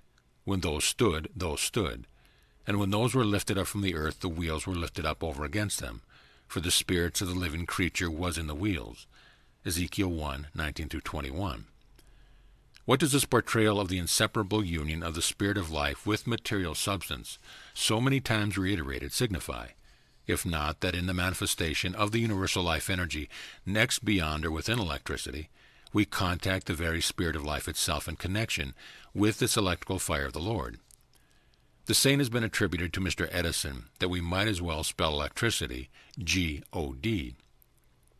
And we see how closely he has approached to the truth.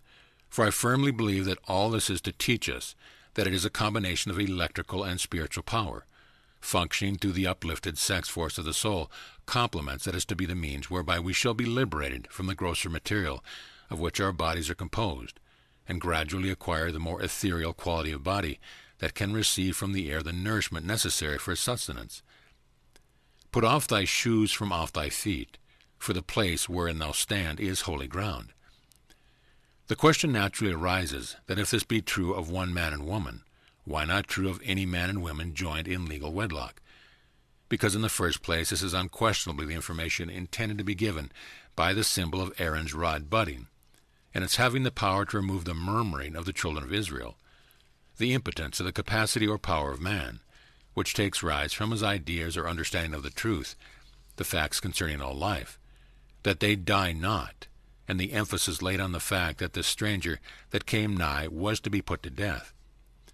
But independently of this, by this new understanding, there is found to be present in the love relationship of true spiritual mates an element of sacredness and worship which I believe you will agree with me is anything but commonly experienced. The chastening that the soul has received before it is able to find its mate, and the rest found in the union with the other soul through the Christ consciousness, produces the quality of love that can exist only between two such individuals, and is necessary as a magnet to attract the current of electrical and spiritual force, which alone possesses transforming power. In this, as everywhere throughout the universe, the spiritual and physical are related. Therefore, the right spiritual conditions are necessary before the right physical conditions can exist. An interesting example of this interrelation of the elements of the universal substance with spiritual realities, and the constancy of this relation in all modes of expression, is brought to our attention in this connection. For instance, we are told that the solar ray corresponding to the planet Mars is red, and its metal iron, and as further example, we find the color red associated with the metal iron. Red is the color corresponding to the qualities typified by the sign of the bull or ox, which in their higher aspects are seen to be strength and pure ardent love. These qualities Ezekiel, in calling attention to the ox in his description of the living creatures, shows us to be necessary to produce a Superman, whose possibilities are seen through the meaning of the holy name, to be evolved from this present limited life only as he attains a right understanding of the sex capacity, the physical power of which is indicated by the different references to lightning, to be electrical, and in some ways iron is again associated with the color red, through the qualities symbolized by this color. For we know that a soft iron core, or something that has been charged with the drawing power of soft iron, for the armature is necessary before electricity can be drawn from the air by the dynamo. The armature might be revolved indefinitely, but if the magnetic core were lacking, no electricity would be gathered. On the other hand, we know that even with a properly magnetized core, if the whole dynamo could be enclosed under a glass case and a perfect vacuum produced, there would be no electricity gathered for the magnet and could not contact with the air. Now that the union of the souls and bodies of true spiritual mates form the perfectly equipped dynamo is no mere figure of speech, it is an actual fact. But the union of the particular souls and bodies, which are partial expressions of the same complete soul, is necessary for the right vibratory conditions to exist both physically and spiritually. For only the requisite quality of love and spiritual understanding of this power can produce in the flesh the properly magnetized iron core, which is necessary to draw through the mind to the body the transforming effects of the spirit. In this we glimpse the sweep of the ancient wisdom which declares that man is the microcosm, that is to say, the reproduction of all the principles which give rise to the manifestation of the universe, or the macrocosm.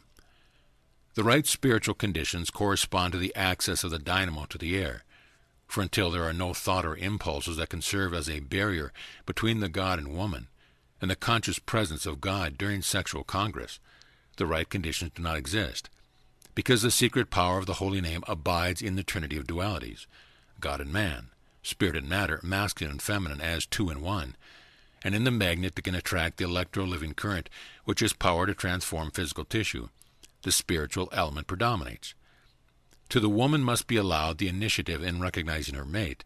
This is the working of the law, and when her soul has found its rest, surrender it complete.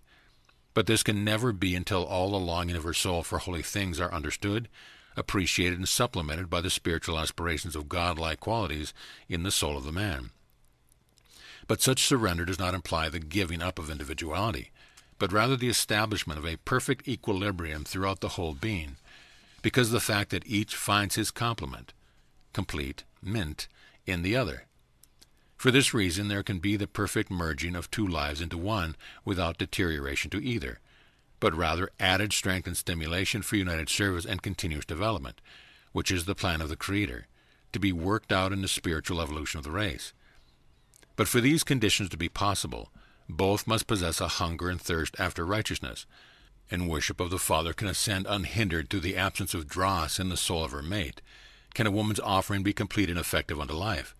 For the offering of the body merely for the satisfying of the flesh, without the presence of the necessary spiritual impulses and aspiration, possesses no evolutionary possibilities.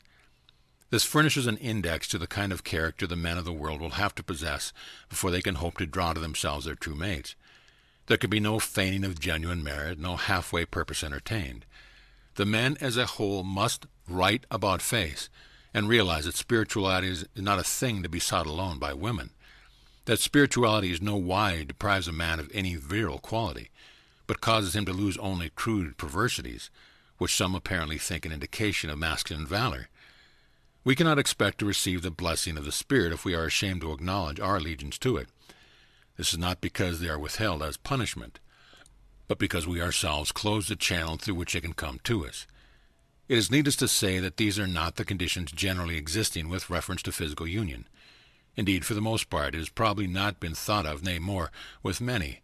Much sanctity in connection with this matter could doubtless not be understood. It was of those in this material stage of development that Jesus spoke when he said, "Neither cast ye pearls before swine, lest they trample them under their feet and turn again and rend you. But all are destined to pass beyond this stage in time, for the Father will draw all men into himself. Nor should the attainment of this standard on the part of both men and women be thought possible only at some distant future time, or by some recluse. Not that temporary retirement may not be profitable for us at time, but we are not intended always to live apart from men. The realization of these conditions centers in a most earnest desire and undivided purpose to live the highest life, and is by no means impossible in this century and year, by men and women engaged in daily occupation for a livelihood. But with the vision that lifts the thoughts and aims above and beyond material things and limitation of the physical senses. Not that material things are not necessary and beautiful at their right valuation. They are absolutely necessary in their tangible rigidity in our present state of development. But until we can grasp the sense of the reality, the greater importance and beauty and satisfaction of the life of the Spirit, the life lived close to God, we are allowing material things to fetter us and rob us of the sweeter harmonies of life, rather than serve our highest good as they are designed to do. Our greatest difficulty in believing such attainment possible seems to be in the actuality fearing to face ideal conditions, to get really close to God and to be convinced for ourselves what happiness and possibilities are for us if we take God with us into everything and do not limit the Holy One of Israel, as did the Israelites of old, which we are told by the author of Hebrews, who it is evident had such a perfect understanding of this whole subject, was the reason they could not enter into the rest, the liberation from toil and privation, and rest unto the soul, prepared for the people of God, although the works were finished from the foundation of the world. And indeed, as long as we insist upon measuring the attainment of the future by that of the past, and refuse to believe it is possible to realize any given ideal, naturally our own refusal to accept it will necessarily keep us from attaining it. Someone said to me not long ago, a minister by the way, "What is the use of having ideals if you are ever going to realize them?" No, I didn't misunderstand him. I have quoted him verbatim, I believe. My thought in this matter is, what is the use of having ideals unless you intend to realize them? Why should we be paralyzed by fright because an ideal which may be willing to accept as possible sometime becomes real? I admit the naturalness of the feeling of awe, if not terror, when we realize that God is actually talking with us through our quickened spiritual comprehension. And like Gideon of old, we cry, "Alas, O Lord God, for because I have seen an angel of the Lord face to face." But if we really want God and do not turn away, then to us, as to Gideon, comes the reassuring answer, as from a tender protector leading us through strange scenes and experiences with which we are not familiar. "Peace be unto thee. Fear not, thou shalt not die." Thinking of this capacity of sex as a weakness of the flesh alone that must be yielded to ever so moderately is not the right understanding in regard to it. We should make no compromise with evil, and what cannot be done with the conscious blessing and in the conscious presence of God should never be done. This life energy should be reverenced as an evidence of the presence of the power of the living God in our bodies. We should not be ashamed of it and control its physical manifestation so perfectly and completely by right understanding of its spiritual reality, by high thought and high purpose, that as far as our physical comfort is concerned, it is negligible. Then use this uplifted power, referred to variously throughout the Bible, in connection with the rod, the sword, and the tree of life, only when blended in harmony with all the qualities and capacities corresponding to the 7 colors of the spectrum, to which we find reference in the mention made of the rainbow in the last verse of this chapter of Ezekiel. This is the same lesson which is taught by St. John's symbol of the 4 horsemen recorded in the 6th chapter of Revelations, which by the power of real truth it portrays will outlive any profanation. And I saw when the Lamb opened one of the seals, and I heard, as it were the noise of thunder, one of the 4 beasts saying, Come and see. And I saw, and behold, a white horse, and he that sat on him had a bow, and a crown was given unto him. And he went forth conquering and to conquer. And when he had opened the 2nd seal, I heard the beast say, Come and see. And there went out another horse that was red, and power was given to him that sat thereon to take peace from the earth, and that they should kill one another. And there was given unto him a great sword. And when he had opened the 3rd seal, I heard the 3rd beast say, Come and see. And I beheld, and lo, a black horse, and he that sat on him, and a pair of balances in his hand. And I heard a voice in the midst of the 4 beasts say, A measure of wheat for a penny, and 3 measures of barley for a penny. And see thou hurt not the oil and the wine. And when he had opened the 4th seal, I heard the voice of the 4th beast say, Come and see. And I looked, and behold, a pale horse, and his name that sat on him was Death, and hell followed with him.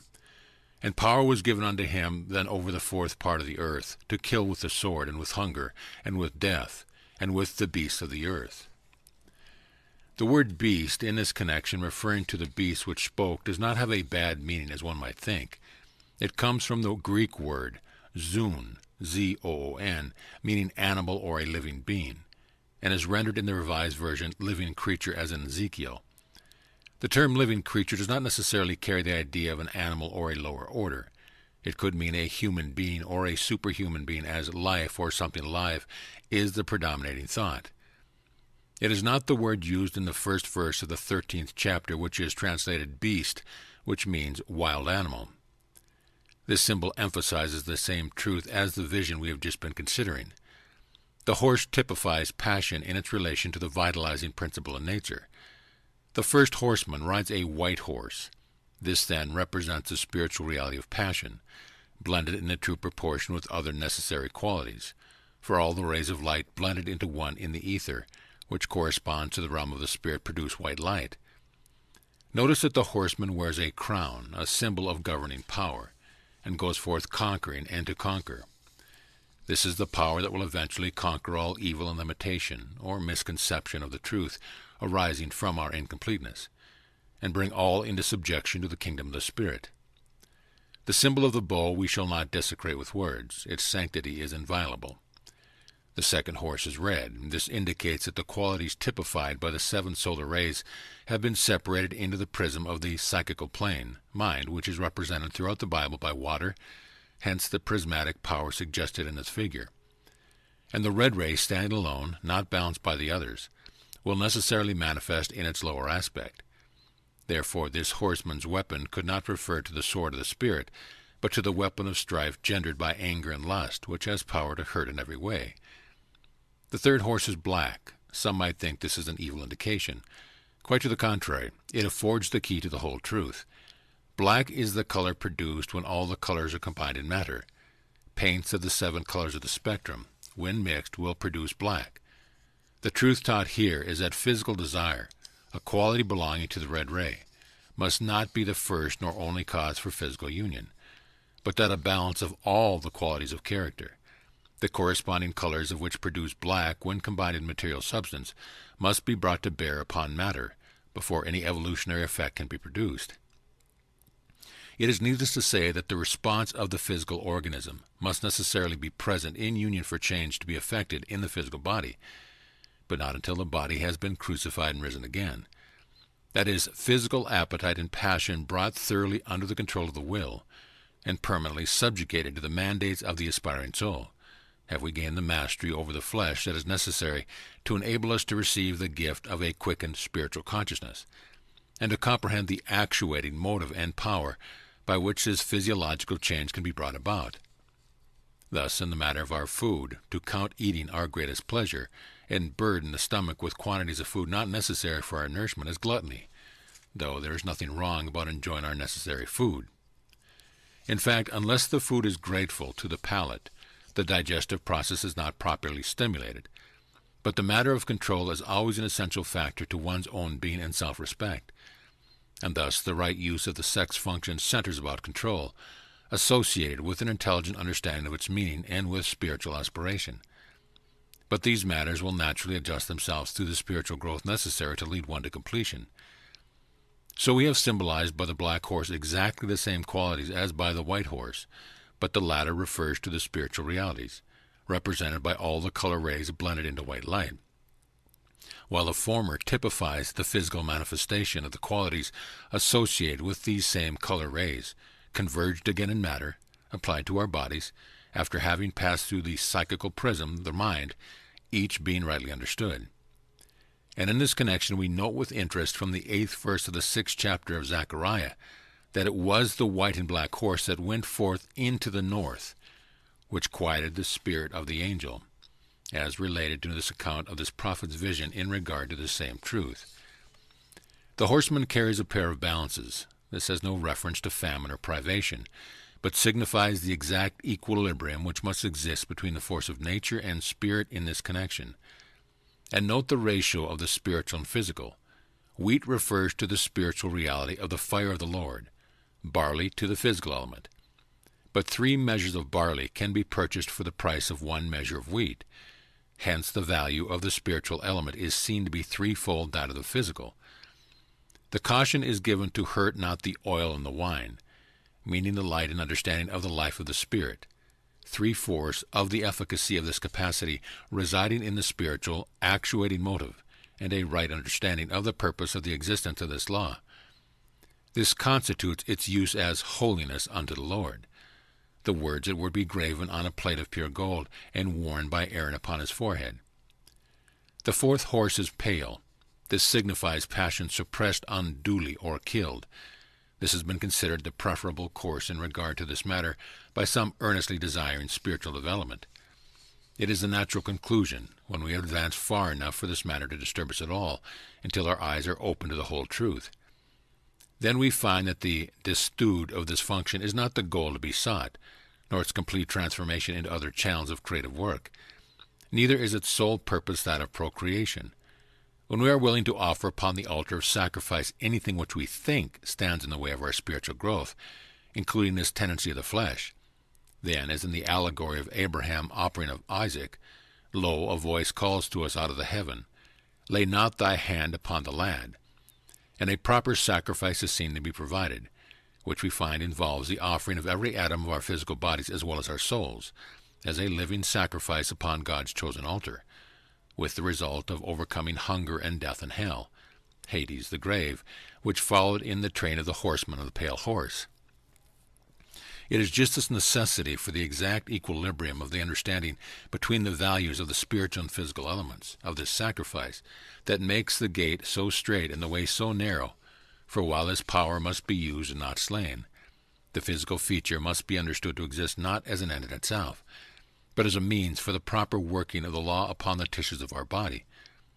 On the other hand, the response of the sensory neurons must not be thought of as wrong or impure in itself, or the thought of guilt would become a barrier between ourselves and God. This normal activity of the sex organs was instituted by the all-wise Father as truly as a normal action of hearts and lungs. Without this stimulus in both male and female, these organs could not perform their work. Hence, fertilization would be impossible, and consequently the propagation of the race would be impossible. Then, if it is intended by the Creator, why should we attempt to destroy it, that is, its high and rightful use? And why have some most concerned about their spiritual welfare felt they should destroy its natural expression? Because, in the last analysis, they have not grasped its highest significance. Their experience may not enable them to do so, and consequently have not felt it to be in accord with the thought of God. Indeed, the almost universal conception of its use has not been in accord with God's thought, and as long as one sees in this capacity no higher significance than mere gratefulness to the flesh, he may know he has not comprehended the divinely beautiful truth involved. only through the worship of worth and the longing to get close to God with the yearning to help everyone else to want him and find him, can one be led to the vantage point where he is unable to formulate a right conception of this matter. But when we pause to consider the attraction of sex in the light of its origin, its most sacred meaning, and the importance of its office, our pseudo-idealism, which causes us to pronounce God's work unholy, is seen to reflect only our grossly inadequate conception of its full meaning, and assumes a humiliating aspect. It seems reasonable to think that as our bodies become less and less dense, approaching the rarity of the spiritual body, the exchange of the electro-living current necessary for their continued revitalization, through stimulation of circulation and dissemination of creative energy, could take place readily by mere proximity, and that the law as it operates now would give place to this method. But the bridge over which the race must pass from man to Superman, to be able to overcome physical limitation, death, and the grave, is that hunger and thirst after righteousness and the fulfilling of the law of love toward all fellow men, which awakens our spiritual sense, till being made perfect in love, we are borne by this circumstance, or that, on the tide of that great law of life, to which distance is no barrier, back to that one perfect love relationship for us, and we can see, as with the eyes of God, the purity of all his works, and come to want God with us in every thought and act of life, and thus be able to use the law effectively as it operates in our present state of existence. That this physiological result is effected by the union of electrical and spiritual power is made clear enough. Just what the nature of the process is cannot be so certainly affirmed, but to me it seems reasonable to think of it simply as a mild and gradual process of electrolysis, disintegration by means of the electric current, finally leaving us in possession of bodies of the more ethereal substance that we were told occupy the interstices of our coarser physical body. This power of the electrical current over certain substances we know has been experimented with in the medical world as a means of disintegrating tumors and the calculi. But a prominent specialist in electrical therapeutics tells us that it is not practical for this purpose, for the reason that if a current sufficiently strong to affect the diseased part is used, it also breaks down the surrounding healthy tissue.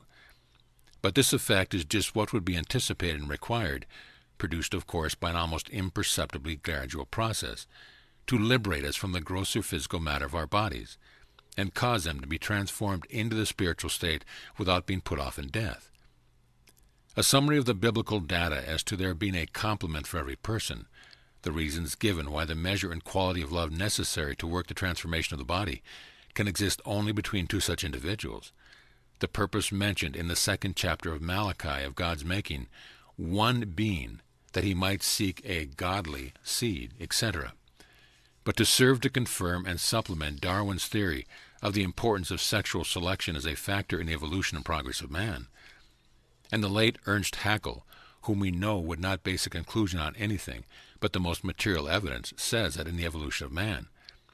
But if we bear in mind how extremely important a part of this relation of the two sexes plays in the whole of organic nature, in the life of plants, of animals, and of man, how the mutual attraction of the sexes, love, is the mainspring of the most heterogeneous and remarkable process, in fact, one of the chief mechanical causes of the highest development of life, we cannot too greatly emphasize this tracing of love to its source, the attractive force of two erotic cells. So wonderful is love, and so momentous its influence on the life of the soul, or on the different functions of the medullary tube, that here, more than anyone else, the supernatural results seems to mock any attempt at natural explanation. Yet comparative evolution leads us clearly and indubitably to the first source of love, the affinity of two different erotic cells, the sperm cell and ovum, erotic chemotropism. If Haeckel, honest to his conclusion from tangible evidence alone, could have grasped the fact that the spiritual reality is the first cause of things material, these wonderful results would have plainly to see to be the effects of love would not have mocked any attempt at natural explanation. Right in his confession, he unconsciously admits the inability of physical science, unaided by spiritual understanding, to fathom the meaning of existence and light the way for the continual advancement of mankind. Does not this attraction between the male and female cells, of which Haeckel speaks, answer to the attraction between the positive and negative elements of electricity? And have we not then, in this erotic chemotropism of Haeckel, in the modern electromagnetic theory of matter, in the allegorical accounts of the thunder and lightning associated with the holy mountain, and in Ezekiel's symbolical reference to electricity as the vehicle of the very spirit of life itself. A series of related evidence sufficient to convince us of the unlimited, recreative, no less than creative possibilities of this fire of the Lord, this physical manifestation of the Christos, when employed with an intelligent understanding of its nature and purpose, and under the right spiritual conditions as holiness unto the Lord, law, even to the extent of causing our bodies to attain to the spiritual state without passing through death. For if the scientist could trace to erotic chemotropism the beginnings of love such as supernatural results in the physical organism, through the medullary tube, the earliest form of the spinal marrow, what may we not look for the principle of sexual selection carried to its ultimate issue in reunited soul complements, whose love has been chastened and intensified, whose spirits must have found their home in God ere they could recognize each other, who thus in purity of thought combine the power of the spiritual and physical reality of this creative energy, and do not limit the Holy One of Israel in power to fulfill his covenant by refusing to believe it is possible to be done. And owing to the fact that this power is seen to be available only through spiritual development, is it not easy to see the unity of physical and spiritual sciences, to read a new meaning into life's experiences, and catch the trend of the whole creation plan? We find the active principle and motive power of life to be love, and its fruition happiness. This in greater measure as we continually ascend toward the glories that eye hath not seen, neither ear heard, but the vistas of which will open before us as we make real in our lives the extent of the possibilities just next beyond, which our present light reveals along our path. We are well aware that it was not Haeckel's thought that there was any spiritual power manifested in the force which he terms erotic chemotropism, but rather that the soul itself was but the result of certain phenomena of matter, and ceased to exist at death. However, our interest centers not around this conclusion, but rather his observation of the fact of the remarkable power of this creative force, whose decision as to the importance of such discoveries we know would not rest on any but the most satisfactory evidence from a materialistic point of view, bringing more strongly into the light the solid fact to stand an enduring monument to the real efficacy of the life force to accomplish its creative, evolutionary, and recreative work in this world. Thus we see the reference to the Christos, whose going forth have been from old, from everlasting, descending into matter to redeem it, and lift up all to a consciousness of God, is not merely a mystical phrase, but does indeed denote the divine reality of a scientific fact. And the scientist who is sufficiently spiritual, or the religionist who is sufficiently unbiased to study the subject in its twofold physical and spiritual aspect, is justified in drawing different conclusions from the same fact than Haeckel has done. For the sake of those who may not yet be inclined to regard the belief that we may live eternally without passing through death as merely a visionary theory or feminine fancy, may I be permitted to refer again on this subject to the thought of Judge Troward, whose opinions are held in esteem by an international following.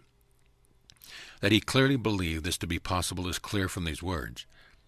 Now, evolution is a continuous process of building up, and what makes the world of today a different world from that of the ichthyosaurus and the pterodactyl is a successive building up of more and more complex organisms, culminating at last in the production of man as an organism, both physically and mentally capable of expressing the life of the Supreme Intelligence by means of individual consciousness.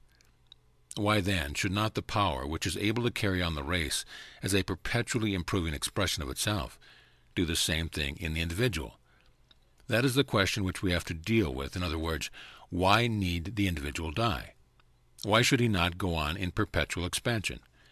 This question may seem absurd in the light of past experience.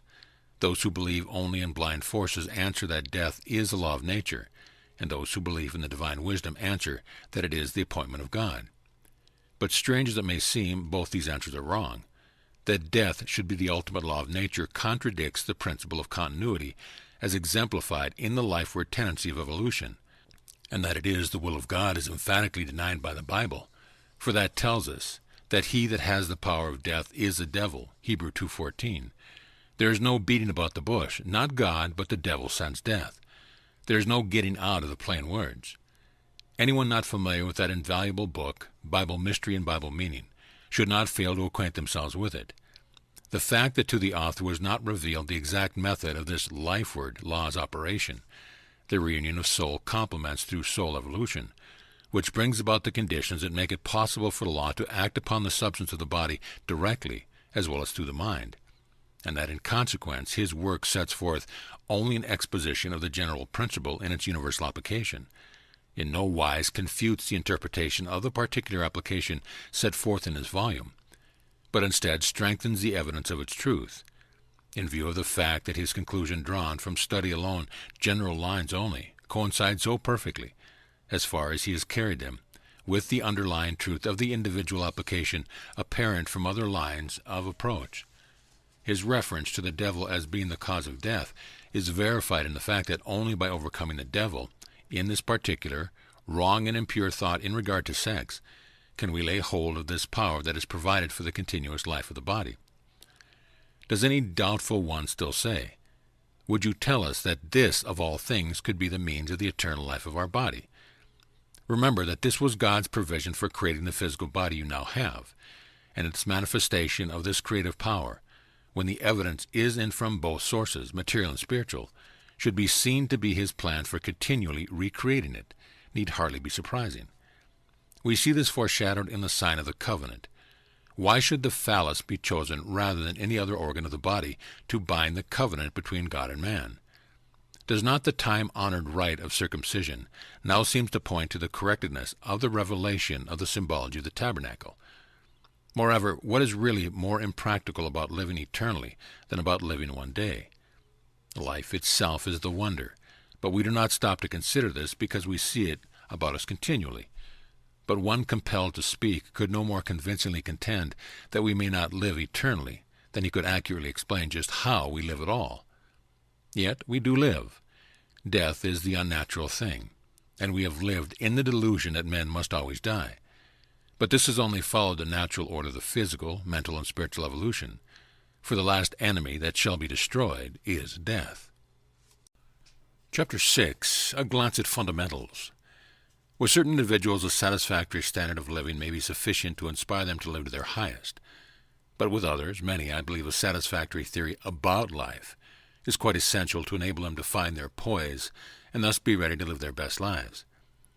I am therefore presenting my understanding of some few fundamental principles which I hope may be helpful to others. In connection with the theory of evil and its origin, we frequently hear the expression mortal mind, as though it were something that belonged to us as human beings apart from God. And many of the explanations we hear given of mortal mind and its effects are very confusing to those inclined to weigh the meaning of words. In the first place, there is no such thing as mortal mind. All the mind in the universe is the mind of God. Our mind is just a part of that mind, and this so-called mortal mind is only our limited appropriation of the infinite mind of which ours is a part. This limitation is due to having evolved from lower forms of physical life and lower stages of mentality, resulting as yet in an incomplete state of development in comparison to what we are destined to become as we approach nearer a realization of our real nature as one with God.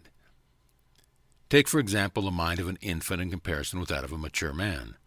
It is impossible for the babe to comprehend everything at once. It has to develop its faculties gradually through experience and observation, but there is no blame in connection with the undeveloped state of the baby's mind. It simply has not had sufficient time to develop. Neither is there any blame in connection with our so-called mortal mind. It is only incomplete and has yet to unfold powers of spiritual understanding to a greater degree. This explains the unreality of evil in the absolute sense. Evil is nothing but the misconception of truth in manifestation, and arises from the varying degrees of incompleteness of the perfect being that man is designed to be. Everything done by him, that which is called good or evil, is originally caused by the urge of the spirit within, seeking for expression through an instrument as yet very imperfect. This statement gives no license to the evildoer, for as long as he gives expression to this lack of development called evil, he must of necessity reap that reward of this evil. Nor does it argue that wrongdoing should go unrestrained, but that such restraint should look not only to the welfare of others concerned, but to the uplift of the offender as well. and not be established or carried out on the principle that anything is gained in any way through retaliation or vengeance. It all resolves itself into the fact that creation is not yet complete. God made the world and brought man from lower beings to a state of individual consciousness and a measure of intelligence, and now he is soliciting man's cooperation to appropriate the powers of infinite life which he has put within each soul. He is striving to make us realize his presence within ourselves, and gives expression to this divinity now, in this life, not delaying it to an imagined distant heaven. Referring again to the little child, through infancy and its early years, the mother's watchfulness surrounds it very closely, but as it approaches years of maturity, she allows it to depend upon itself, and if she does not, the child's individuality and independence will not be properly developed. It seems to me just the same way with us as God's children. Through all these ages, while we were developing an intelligence, God brought us along the way without our knowing much about it, I fancy. But having arrived at a degree of self-consciousness, it is as if God said to each of us, "Now it is time for you to put to use the power and ability I have given you, that you may develop your own individuality in higher states of consciousness until you come to a full realization of what you are, an individual personality, yet identical with the universal God, and the joy that this knowledge will bring. For if you should not develop through use the faculties already given, it would be impossible for you to attain any higher state of consciousness that you now have, and you are still bound by misunderstanding limitation. Your life is not complete and joyous as I planned it for you from the beginning. But you have a part to do. You must work with me from this time on. And while you shall find eventually that all power is from me, yet you will see how we are one. And still you have an individual personality and consciousness given you by this method of development, which is the only means that will obtain the desired end. The meaning of it all may at times baffle your understanding and distress you, but keep faith in my good plan for you, and it will be plain in time, and you will be grateful for it all. So I repeat it, this same urge from within which causes different results, good and so-called evil, in differently organized and developed brains and minds, just as the same white light will appear red, blue, or green through different colored globes. This may seem impossible at first thought, but that is just what it amounts to when we think for enough back. All of what we call the lower emotions rise from and are, in greater or lesser measure, excess of impulses that have had their place in creation of the human being, in bringing us from the lower forms of life to what we are now. And as we rise in the scale of being and better realize our unity with all life, these same tendencies become transformed, until, for instance, we find the highest outgrowth of the impulse of the selfishness causing a man to lay down his life for his friends, because under certain circumstances he would rather do it than not. This is why there is no evil in reality. What we look on as evil is evil in a relative sense, and is only the result of an incomplete growing condition, though we are apt to forget this as we look out over the turmoil and sorrows of the earth. Nor would I underrate the fact that evil, as we are accustomed to speak of it, is a lamentable thing with which to be associated for those who have passed beyond that stage of development, in which the urge of the spirit causes men to do things, which to those higher in the scale seem horrible, terrorizing. But this is the only explanation that is consistent with reason throughout, and it certainly clears the atmosphere for me in thinking of this big question. In regard to our souls and their relations to God, I can best explain my thought by an illustration. Imagine a glass filled only with air and sunlight.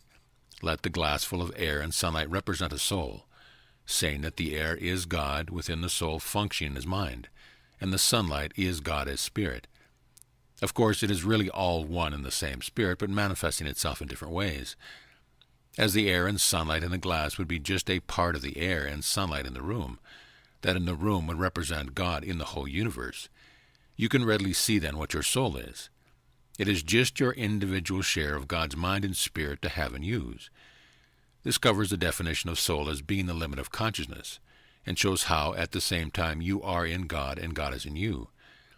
Your life is your conscious share of God's life, and the fact that you have this individual part of God to realize and enjoy carries with it the responsibility of choice, and of giving expression to this divinity which is in you, or which you are. The garden of your own soul is for your personality to tend. Thus we see we have a real part to take in the perfecting of our lives, and in doing this we have many things to experience which seem very hard when our conception of God's plan is confused.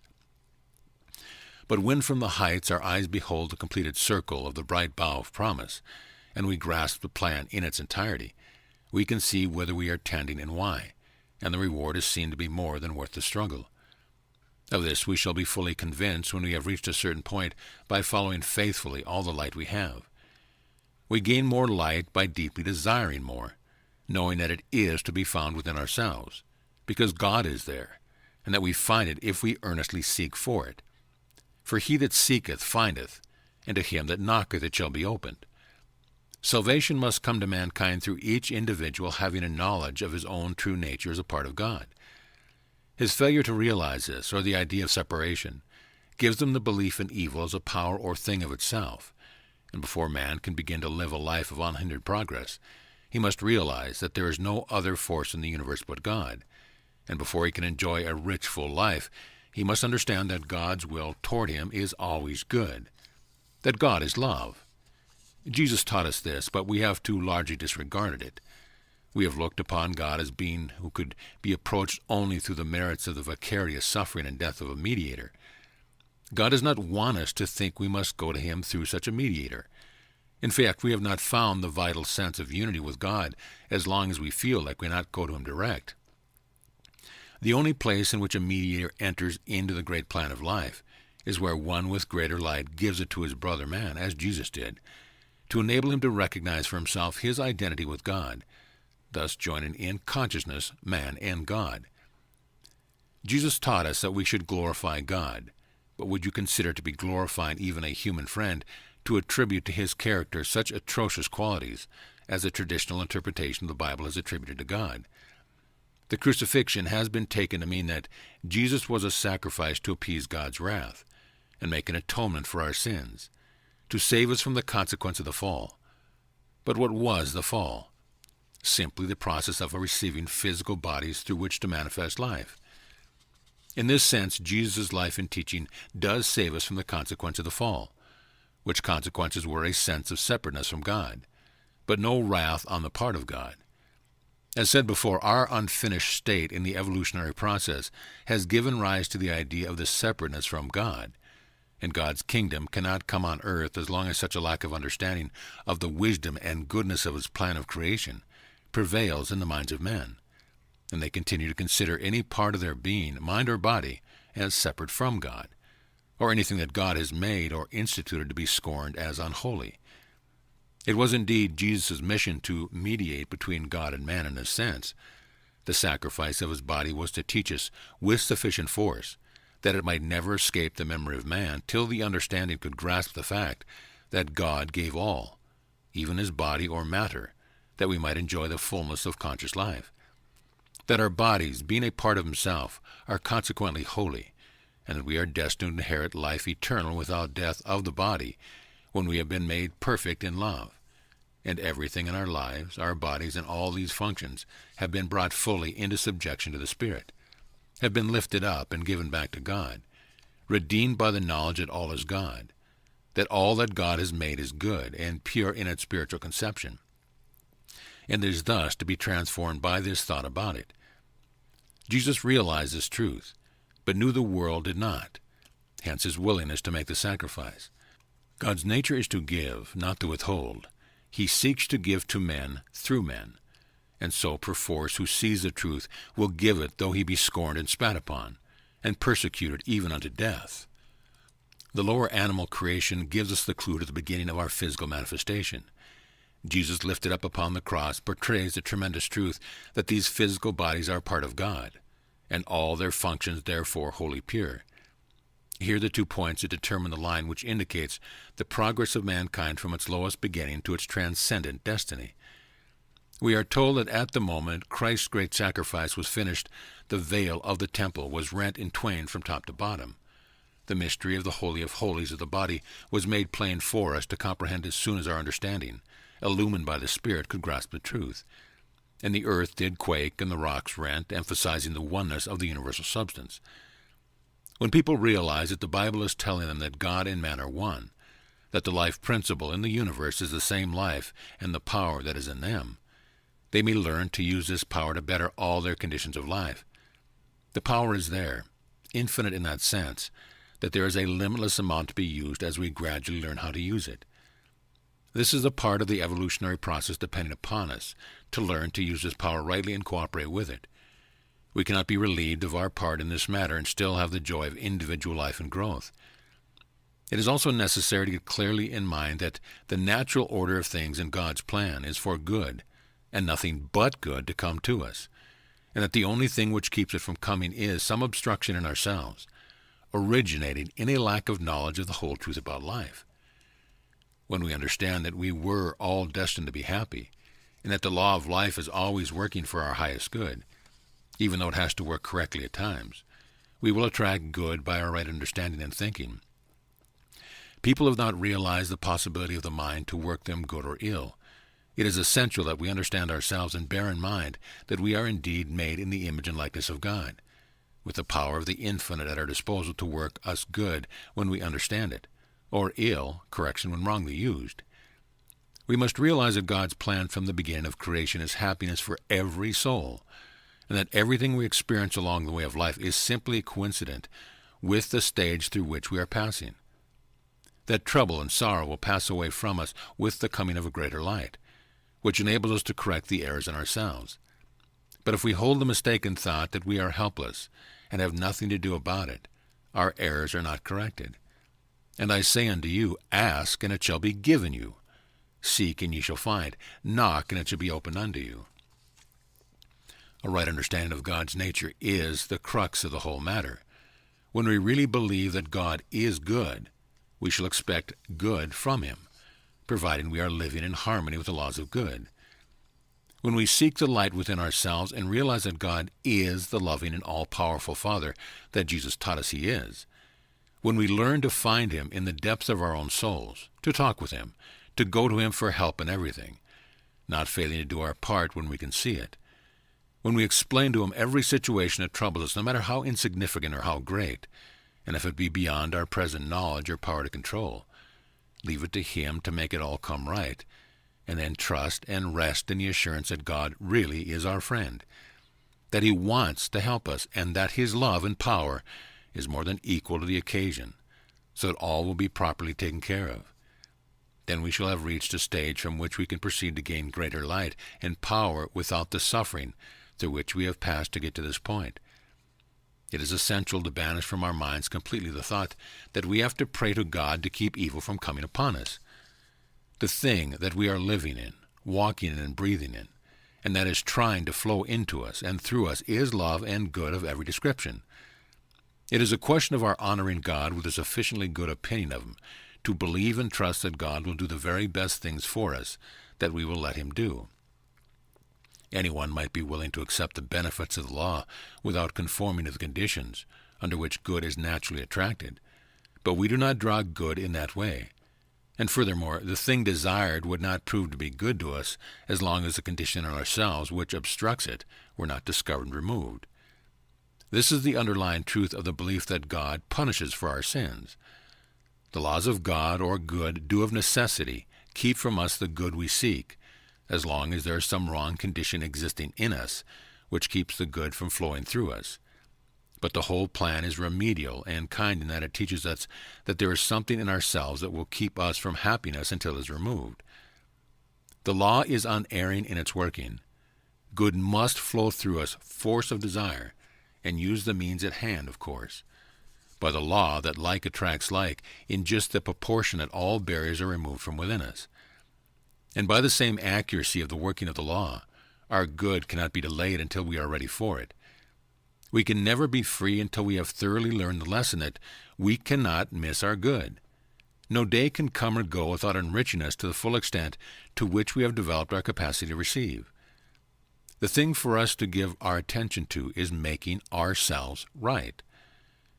The hindrance within us may be found to be one or more of many things.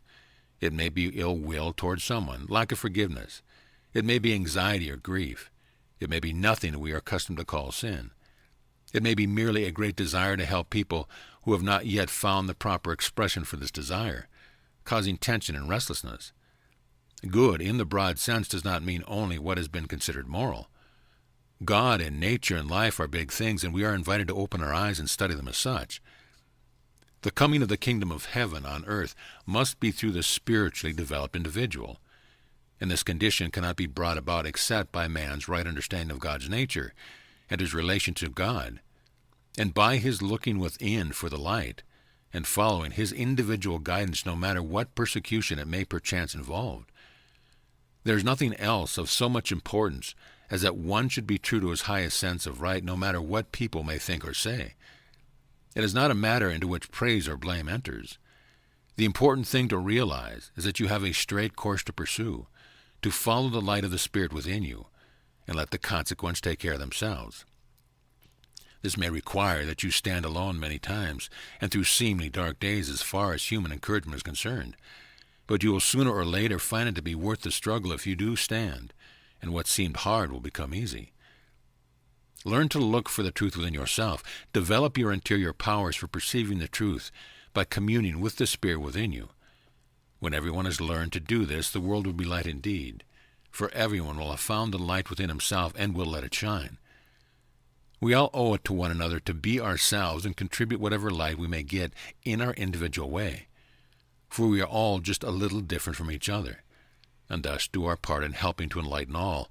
And no matter how ideal a standard raised aloft in the cause of the immortal truth, not until attention is directed from organizations, system, church, and creed, to the necessity for each one applying the truth individually and making himself over by it as the only means of soul growth, shall we be free from a repetition of the history of all movements founded on the teaching of the seers of the past, the light of the prophetic message veiled in priestly ceremony, the vital spark all but extinguished, and the masses blindly groping for the way. Chapter 7. The Way of Attainment.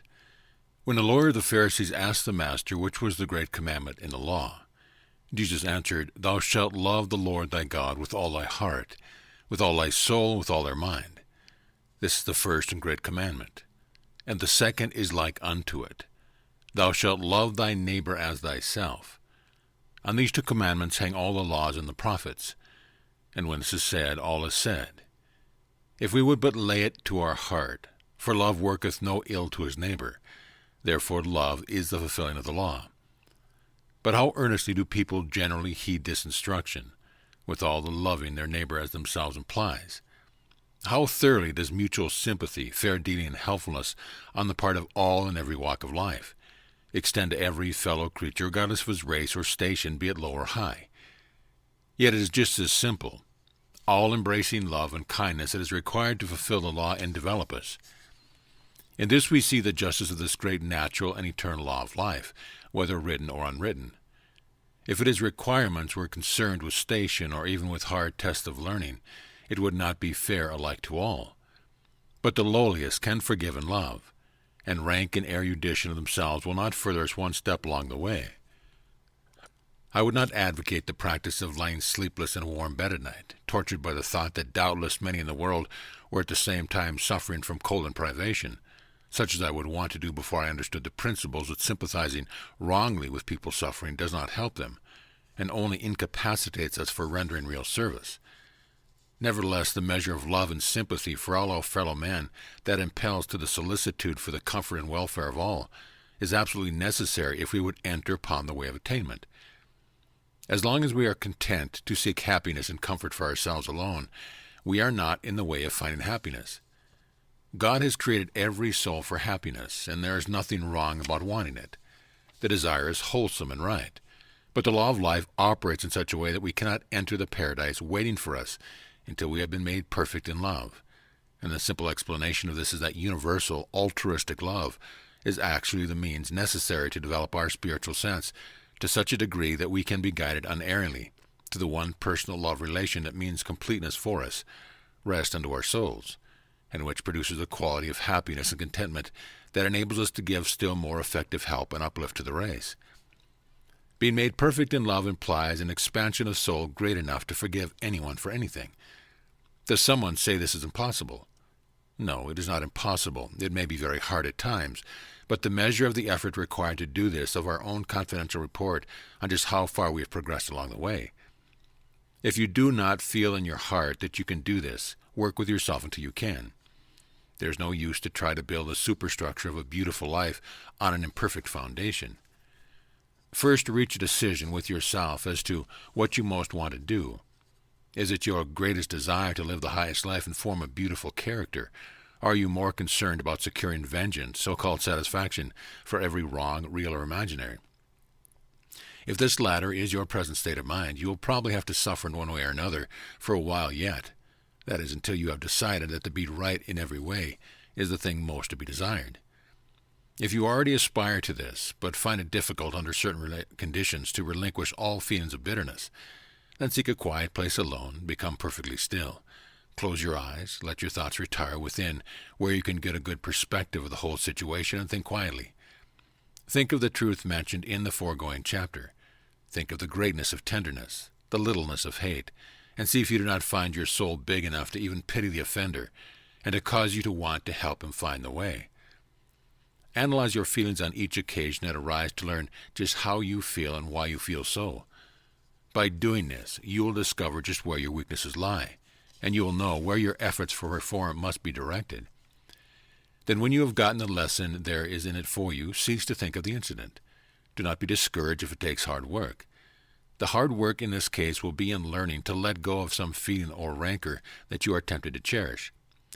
But continue to try until you feel that you are master of your spirit, and can quickly let go of any unprofitable impulse. He that is slow to anger is better than the mighty, and he that ruleth his spirit than he that taketh a city. Proverbs 16:32. To forgive, however, does not mean that we must feel approval of the fault of the one forgiven. We are not required to lower our stand of right until it can include the misdeeds of those less developed. But while not loving the dead, we should nevertheless love the struggling, evolving doer of the deed, remembering the divinity inherent within him, which is the common heritage of each and all, though so often unrecognized and unexpressed. But this is the very condition which calls for kindly service on the part of those who are farther advanced, to help him find his higher self. If, while knowing an act to be wrong, we can take the larger view, and bear in mind the primal cause of the act, the impulse for greater life and happiness, which all alike are seeking, misunderstood and misdirected, and can look beyond the deed, and wish to help the one whose unenlightened action caused him to act, then we may know we have truly forgiven. The psalmist tells us that the secret of the Lord is with him that fear him, and he will show them his covenant. So here we have had it, just the same thing we have had for 2,000 years, but have not used sufficiently to gain the full benefit. Jesus said, "Blessed are they that do hunger and thirst after righteousness, for they shall be filled." The mere knowledge of this statement will not cause us to grow. We must feel the hunger and thirst for rightness, purity, and the virtues that we know to be necessary for building a genuine character. But the longing must be for the qualities themselves, independent of any reward or punishment in connection with the matter. When one knows within his own heart that he would rather live a wholesome, honest, helpful life, even though this might involve no reward, instead of living a deceitful, common, selfish life and receive a reward, if such conditions could be possible, then he is on the way of attainment, and there is no use living on in the delusion that any less earnest devotion to the cause of truth and right, for the sake of truth and right itself, will ever enable one to attain this happiness of completion.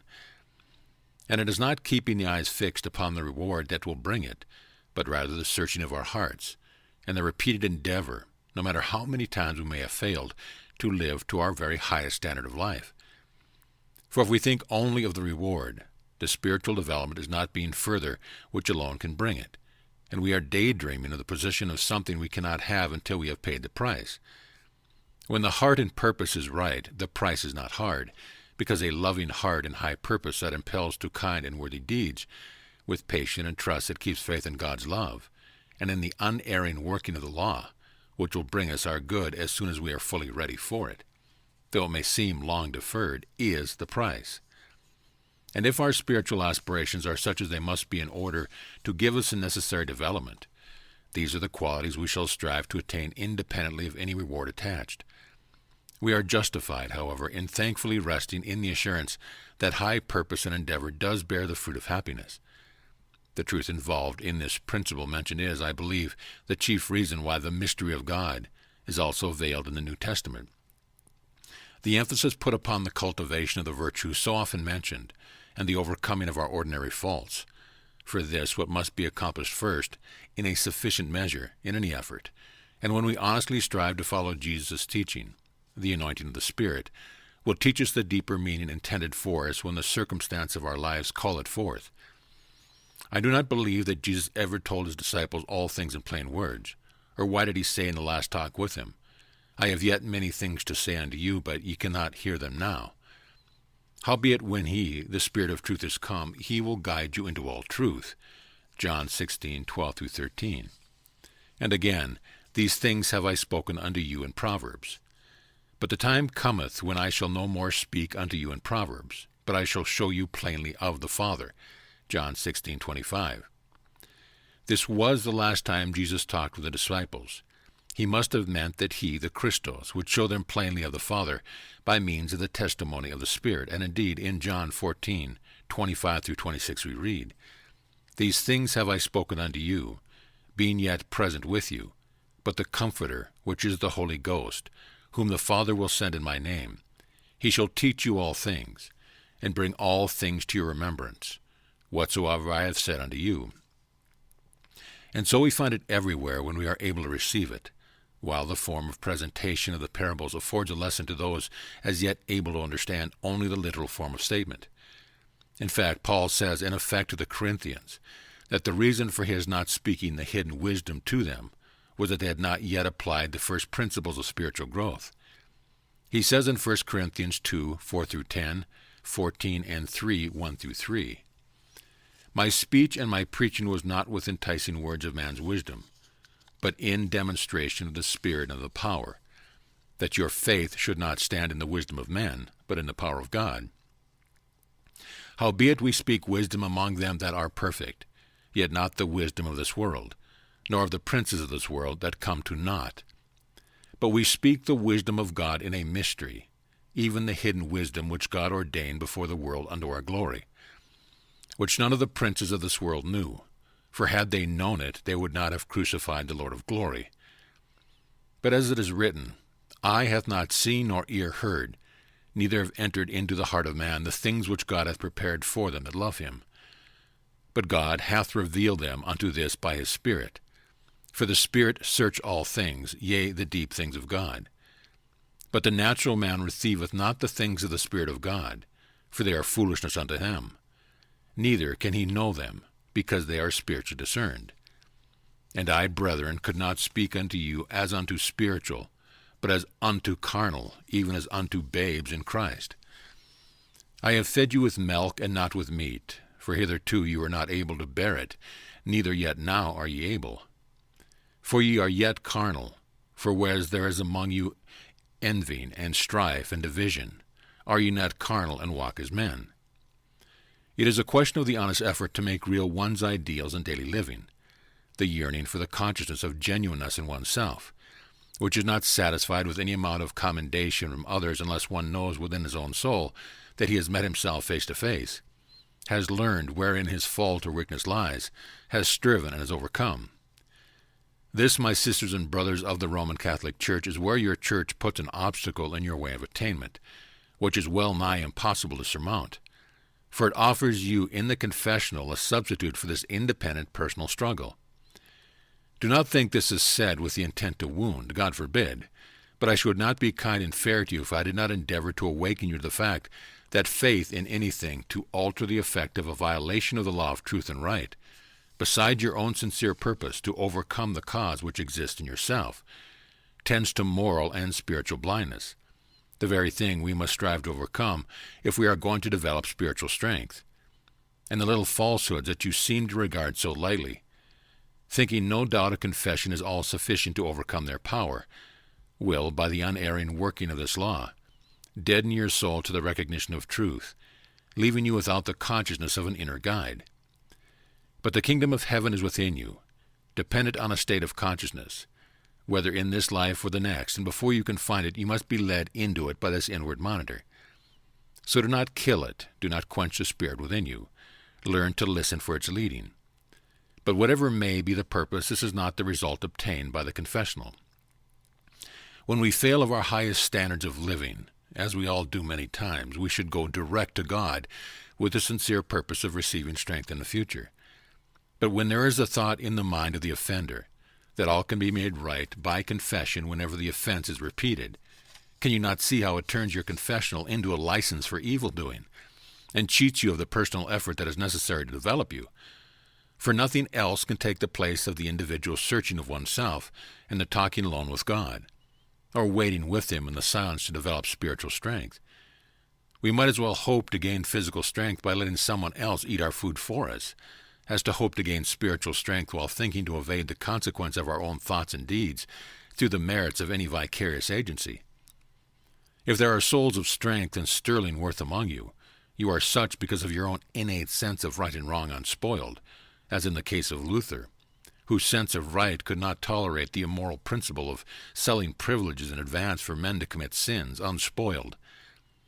I say regardless of, rather than quickened by, the fundamental teaching of your church, for this lively sense of moral rectitude and such a fearless courage are not the product of the principle that underlies the confessional, which benumbs the undeveloped souls of men, and with the teaching that there can be in existence any power, vested in any man or institution, that can grant them absolution from the law of justice and eternal right.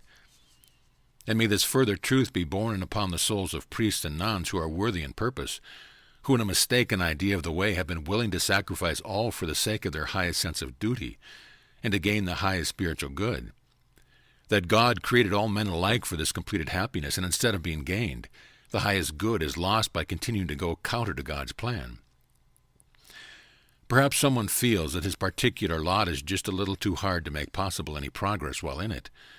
I wish I might impress upon each one the truth that the circumstance in which we find ourselves are just what our particular stage of development calls for.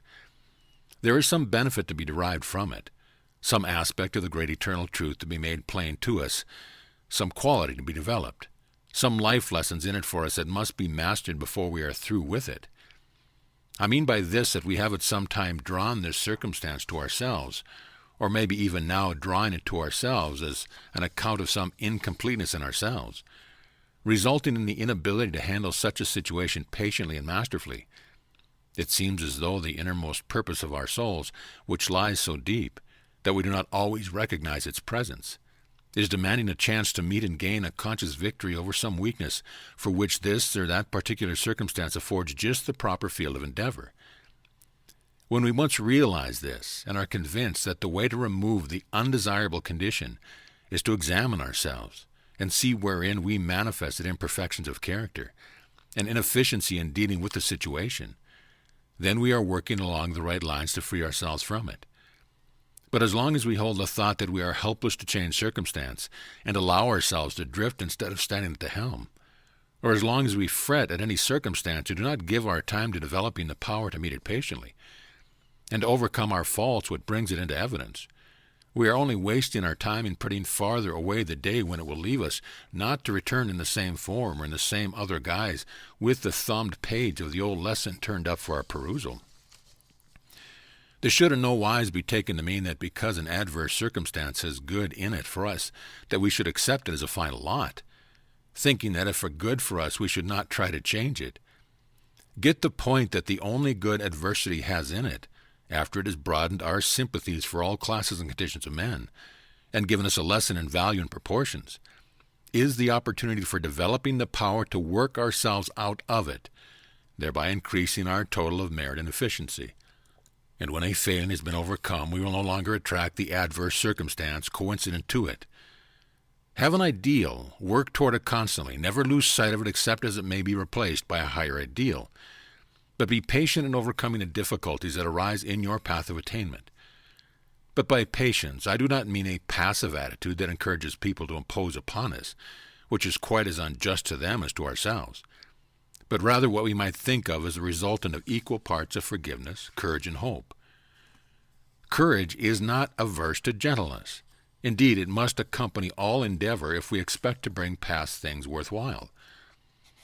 This lack of practical courage to take the necessary action is as likely to be the failing as anything else that keeps one in some undesirable circumstance.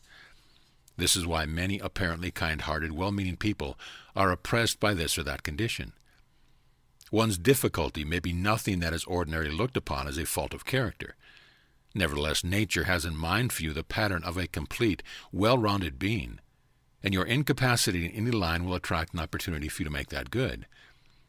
This should not be looked upon in the light of a punishment. That is not the idea. It is rather an opportunity brought right to your door to attend the great school of experience without a tuition fee. Here again we see the kindness of the law, for I believe there is nothing else which will develop you quite as thoroughly and effectively as just the patient, cheerful meeting of the daily trials in your home, office, schoolroom, factory, or wherever your occupation calls you, looking upon every annoyance as an opportunity for the perfecting of your character, never so much engrossed in your own trials as to forget to sympathize with others. We are not all in a position to give such service as we should like to give, but anyone can serve with a kindly word and smile, a cup of cold water to cheer another on his way, and this is a truly acceptable service. In the training of children, if the teacher or mother will take a philosophical view of the matter, it will be much easier to be patient. Stop to think what it is that causes the child to act thus and so. What is it that causes one child to strike another if perhaps its toy has been appropriated, or one lad to pummel another if there's been foul play? It is a child's sense of justice finding expression without it being modified by the qualities of tolerance and forgiveness. But time and experience are required to mature these loftier qualities in a child. When we take this more comprehensive view, it is easier to be patient while we explain to all the young offenders the principles of ethics involved. Their wishes have been interfered with, and they have made a demonstration of temper. How much better are we doing if, because our wishes have been interfered with by their acts, we also make a demonstration of temper? Someone may say, but mine was a just provocation. The child also thinks his a just provocation, and this excusing of ourselves in our own sight, instead of striving to bring ourselves up to the standard of holding a right spirit under all circumstances, regardless of what anyone else may be doing, is just what will cause us not to grow. But suppose there may be someone who cannot honestly say within his heart that he feels this deep concern for the welfare of others, which I have mentioned, someone who does not feel the drawing of a high ideal of character building and attainment. Wherein lies help for such? Must he despair utterly? By no means, for God is in every soul he has created. Only some have not yet been acquainted with their own souls and with God within. When they do, they too will feel the same love, the same aspiration, the same hunger and thirst after righteousness, for which there is no substitute. How then, and where can such a one begin? We always have to begin just where we are. We can omit no step, but the thing to do always is to follow your highest impulses. Good impulses allowed to die may be tardy in reviving. Good impulses fulfilled put you farther on the way with every hour. Even such impulses as the first feeble urge felt by primitive man to keep himself clean, fulfilled is uplifting and lays the foundation for a higher impulse to be felt. Such motives as this we are accustomed to think of as being only material. Nevertheless, it is the urge of the Spirit working through an instrument as yet not sufficiently perfected to register a higher impulse. And because of this Spirit within, one good impulse along any line, when fulfilled, will leave place for a higher to follow. And thus the Father draws us to himself. None are left helpless, no matter from what point they have to start. Everyone has sufficient prompting toward the right to lead him eventually straight up to the full light if he would follow them. If in the battle with himself between right and wrong, he would always choose to follow the higher impulse. Here is the starting point in the matter of character building. The individual must choose his course. If he is to advance, he must first aspire, and then decide to follow the path along which his aspiration leads, and all his decisions must be made with this in mind. The responsibility of choice is an accompaniment of this individual personality, and the pivotal point in the matter of the attainment of character is the realization that progress is the right direction begins with the individual choice of a right ideal, independent of the standards or motives of any or everyone else. Whether he will sacrifice his wrong impulse to his attainment of happiness, perfection, and peace, or whether he will yield to them to his continual misery and blindness, his own choice determines. When he reaches an agreement with himself and deliberately chooses to let go of any purpose of retaliation, no matter what offense against him may have been, the tide of the battle has turned in his favor, and he has conquered his arch-enemy. Many lives seem to be a record of intermittent effort in the right direction, and wavering from the true course of progress apparently because they are not sure that it is always pay to follow ideal standards of living. But if all would adopt the standard of right for the sake of right itself, regardless of whether immediate results seem pleasant or unpleasant, and heed the prompting that urge them onward and upward, which promptings are in every soul, they would not be alternately gaining and losing ground, resulting in such a slow and meager process. This it is to seek first the kingdom of God and his righteousness, in other words, to hold your friendship with God and simple rightness in all ways as uppermost in your life, letting all your affairs adjust themselves in accordance with this standard, and not allow any other interest, financial or otherwise, to hold the uppermost place and determine how much of righteousness you can afford to employ in your living. It seems we must make real in actual daily life each successive step of our ideal of character building before we can get more light from within ourselves. If we listen to the urge of the Spirit within us and always follow the highest light we have, we must ascend continually. So do not sleep and do not stagnate. A high impulse may at times find through you but very imperfect or incomplete expression, and perchance, being misunderstood, be met with rebuff on the part of someone, tending to intimidate you from again giving expression to the highest prompting within your soul. But do not be disheartened by such a result when you know your motive to be right. For every sincere effort to follow the urge of the Spirit constitutes a right act for you in the sight of the Father, no matter how misjudged by others. And remember, the cause of most hurts lies no deeper than misunderstanding, and when this is done away, the universe will be seen to be one at heart. And do not make the mistake of suppressing the impulse of gladness and mirth, thinking it will hinder your spiritual development. Some appear to think that if they were to live close to God, they would of necessity be sad, denying themselves every pleasure they naturally feel inclined to enjoy. But this is very wrong. We are cautioned against this very thing in Malachi 2:13. And this have ye done again, covering the altar of the Lord with tears, with weeping and with crying out, insomuch that he regardeth not the offering any more, or receive it with good will at your hand. You are a part of God, and sometimes you want to laugh.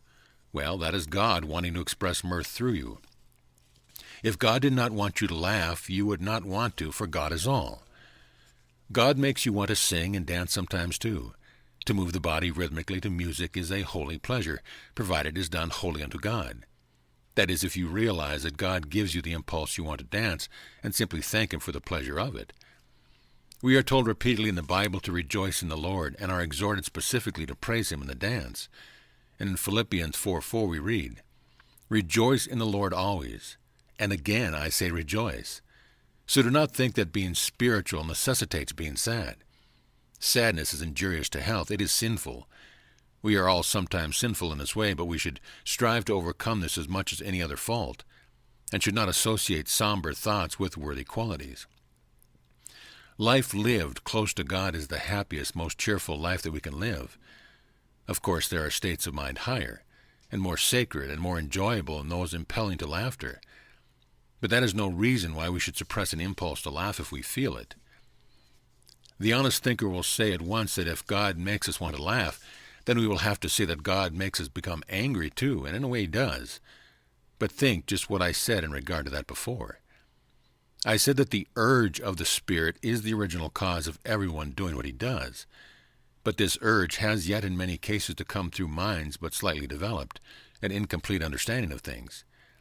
It is not the ultimate purpose of the Spirit to make you become angry, but it has to let you become angry temporarily while you are getting experience which will enable you to better comprehend all phases of the truth, because anger may be the only form of expression you have yet learned to give to an impulse which in itself is high, as in the example given of a sense of justice without tolerance. For let us get clearly in mind that creation is not yet completed. It is continually going on, and when the understanding is more highly developed, the same urge will not cause the same result. When we understand how we are all just in the process of making, it is an easier matter to forgive if someone does what at one time might have greatly offended us. But when we stop to think that the reason people do wrong is that their understanding is not yet sufficiently enlightened to cause them to do otherwise, the impulse we feel toward them is not just to censure, but to help. To broaden your horizon and gain a more comprehensive outlook on life, get acquainted with the literature of the New Thought, if you are not already familiar with it. This new philosophy of life, or truth, that is sometimes called, affords an uplift that will change despondency to hope. But in saying this, it is also necessary to mention the fact that there is much that may be found in bookstores under this general caption, which must be discriminated against as really harmful. Prove all things, hold fast that which is good. And among the diversity of opinions, beware of the error that the whole of life can be worked out on any 2 or 3 planes of our existence, physical, mental, and spiritual. The writers, who, while no less spiritual, are also rational, and recognize the divine and eternal purpose of our triune nature, will be found most helpful to read after. For a conception of the truth no less broad than this is what we must eventually bring order out of confusion that seems to exist in the minds of many authors and teachers of the truth. I have heard it say that one's intellect was a hindrance to his understanding of the truth. Of course, the teacher who said this was anxious to help those seeking light, but did not in this case make a correct statement. And such misstatements are likely to be very confusing and discouraging to some. The failure to realize the value and importance of spiritual perception is a hindrance to your advancement in the truth, for this transcends mere intellect. But even spiritual perception could not function independently of intellect. The two together might be likened in a way to the powerful telescope in the observatory. The intellect, the bulky machinery that holds the lens in place, and spiritual perception, the lens itself. But it is evident that either one without the other would not be a perfect instrument. Our intellect is of God just as much as any other part of us, and was given to us to use. The point is to use it to the highest purpose, and develop spiritual perception by going at times into the silence, quieting the physical sense as far as possible, and letting the mind retire to the stillness within. Then listen to be taught of the Spirit concerning the truth of life. Carry this knowledge back to the outer consciousness, until more and more of the whole mind becomes illumined by the light within. Thus grows the sum of our knowledge of the truth which transforms men, the truth facts which we shall know that will make us free. And do not fail to study the Bible for its deeper meaning. Your eyes will surely be opened, and you will realize as never before how plainly God is speaking to his children through this wonderful book. This is where my beloved fellows of the liberal faith have thus fallen far short. In their interpretation of the Bible, they have done nobly in defending the name of God from infamy, and one would think that glorious credo a compendium of holy writ. But they have missed the pulse of life that makes alive these pages, in having failed to listen for the heart that throbs beneath the symbols. If people would but realize that what Jesus taught us is the way to transform this life, making it continuous and eternal, they would get the full benefit of his teaching, and all the years of man's life after he has reached a certain age would not be wasted, an effort for continued growth, attainment, and service paralyzed by the thought of approaching old age and death, instead of the gradual transformation towards the spiritual body and the paradise awaiting him, which he should be willingly forego until his service to those on earth who are following on, and earth's service to him is complete. No one who has faith in the glories of the heavenly life would wish to linger indefinitely on earth in age and decrepitude. Far better lay down the worn-out instruments and be rid of it under such conditions. Indeed, a little short-sighted selfishness might cause us to want to depart in early life to the fair home, leaving behind the toil and stress of earth.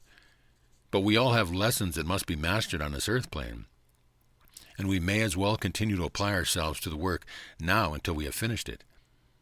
More than this, the world needs to be made over. People on earth need all the help that can come to them from those who have grown wise and capable of giving saving help, and the ability to retain youth and vigor while knowledge and experience valuable to mankind are accumulated year after year by the benefactors of the race, instead of such pursuits and services being cut short by death can readily be seen. This, far more than the beautiful thought of the continuity of life, is the real value of this knowledge.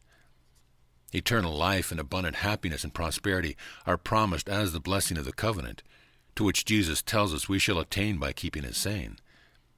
In other words, keeping Jesus sane, earnestly trying to practice his teaching, not just knowing them, will cause us to be able to obtain the blessing of the covenant through the only way which ensures them in full measure.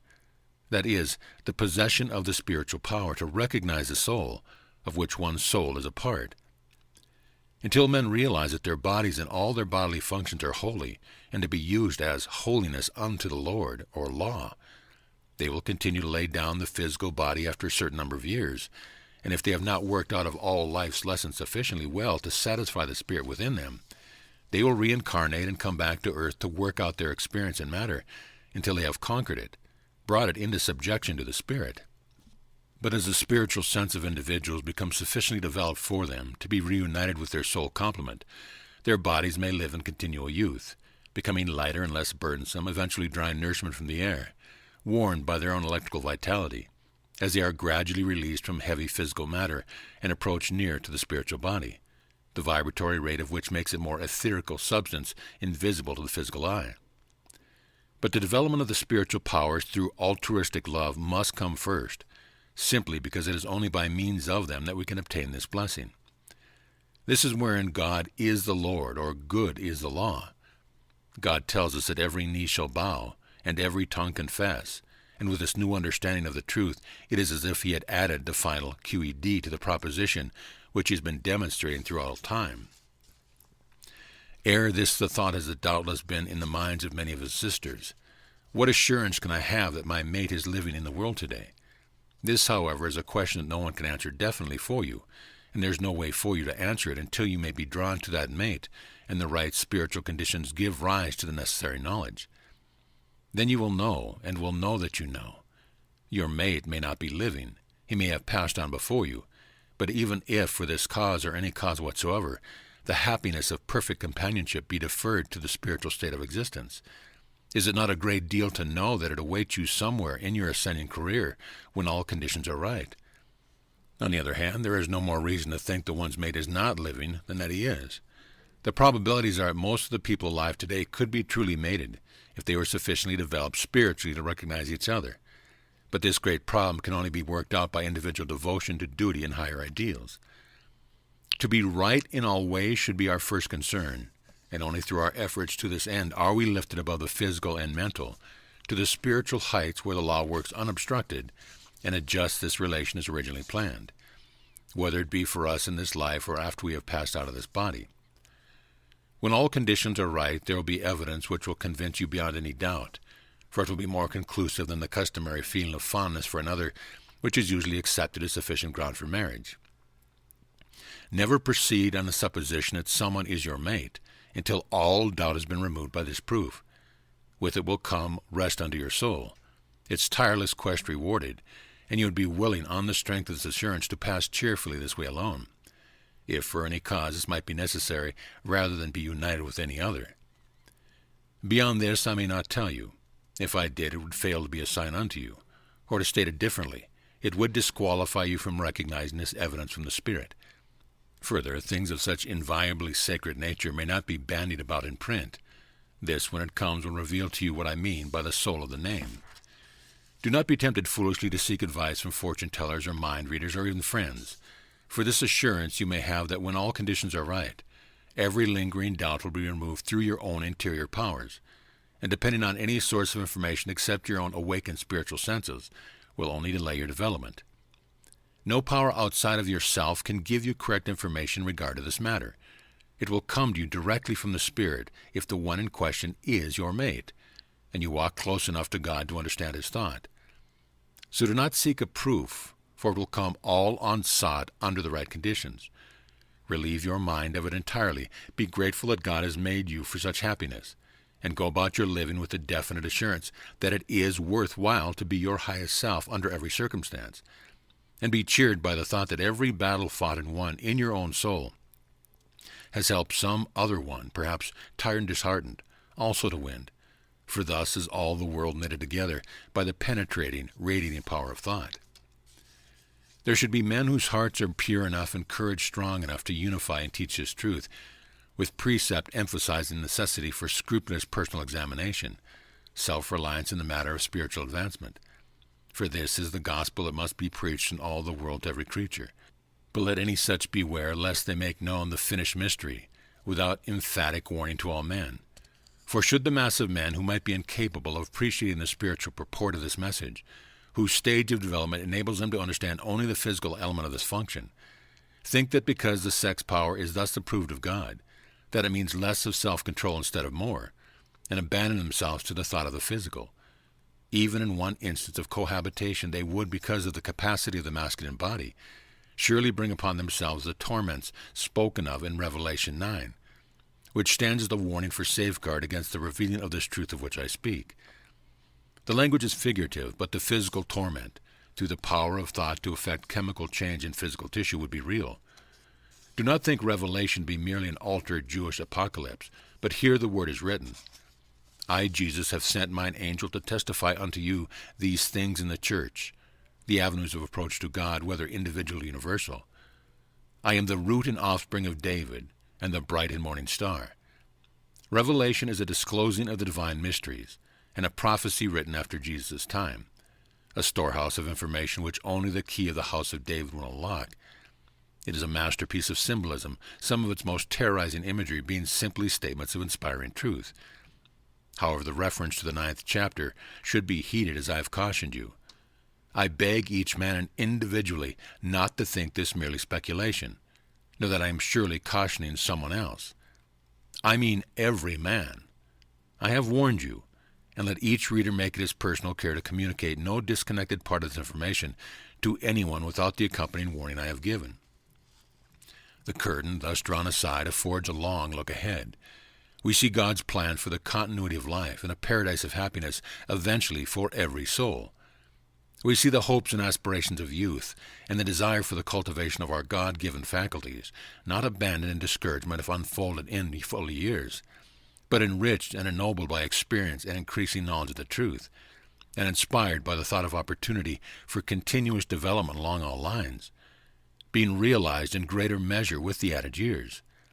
For we find the road leads not to the crest of the hill for half the way, and then down on the other side, but as an ever-ascending path that grows brighter and brighter unto the perfect day, when the kingdoms of this world are become the kingdom of our Lord and of his Christ.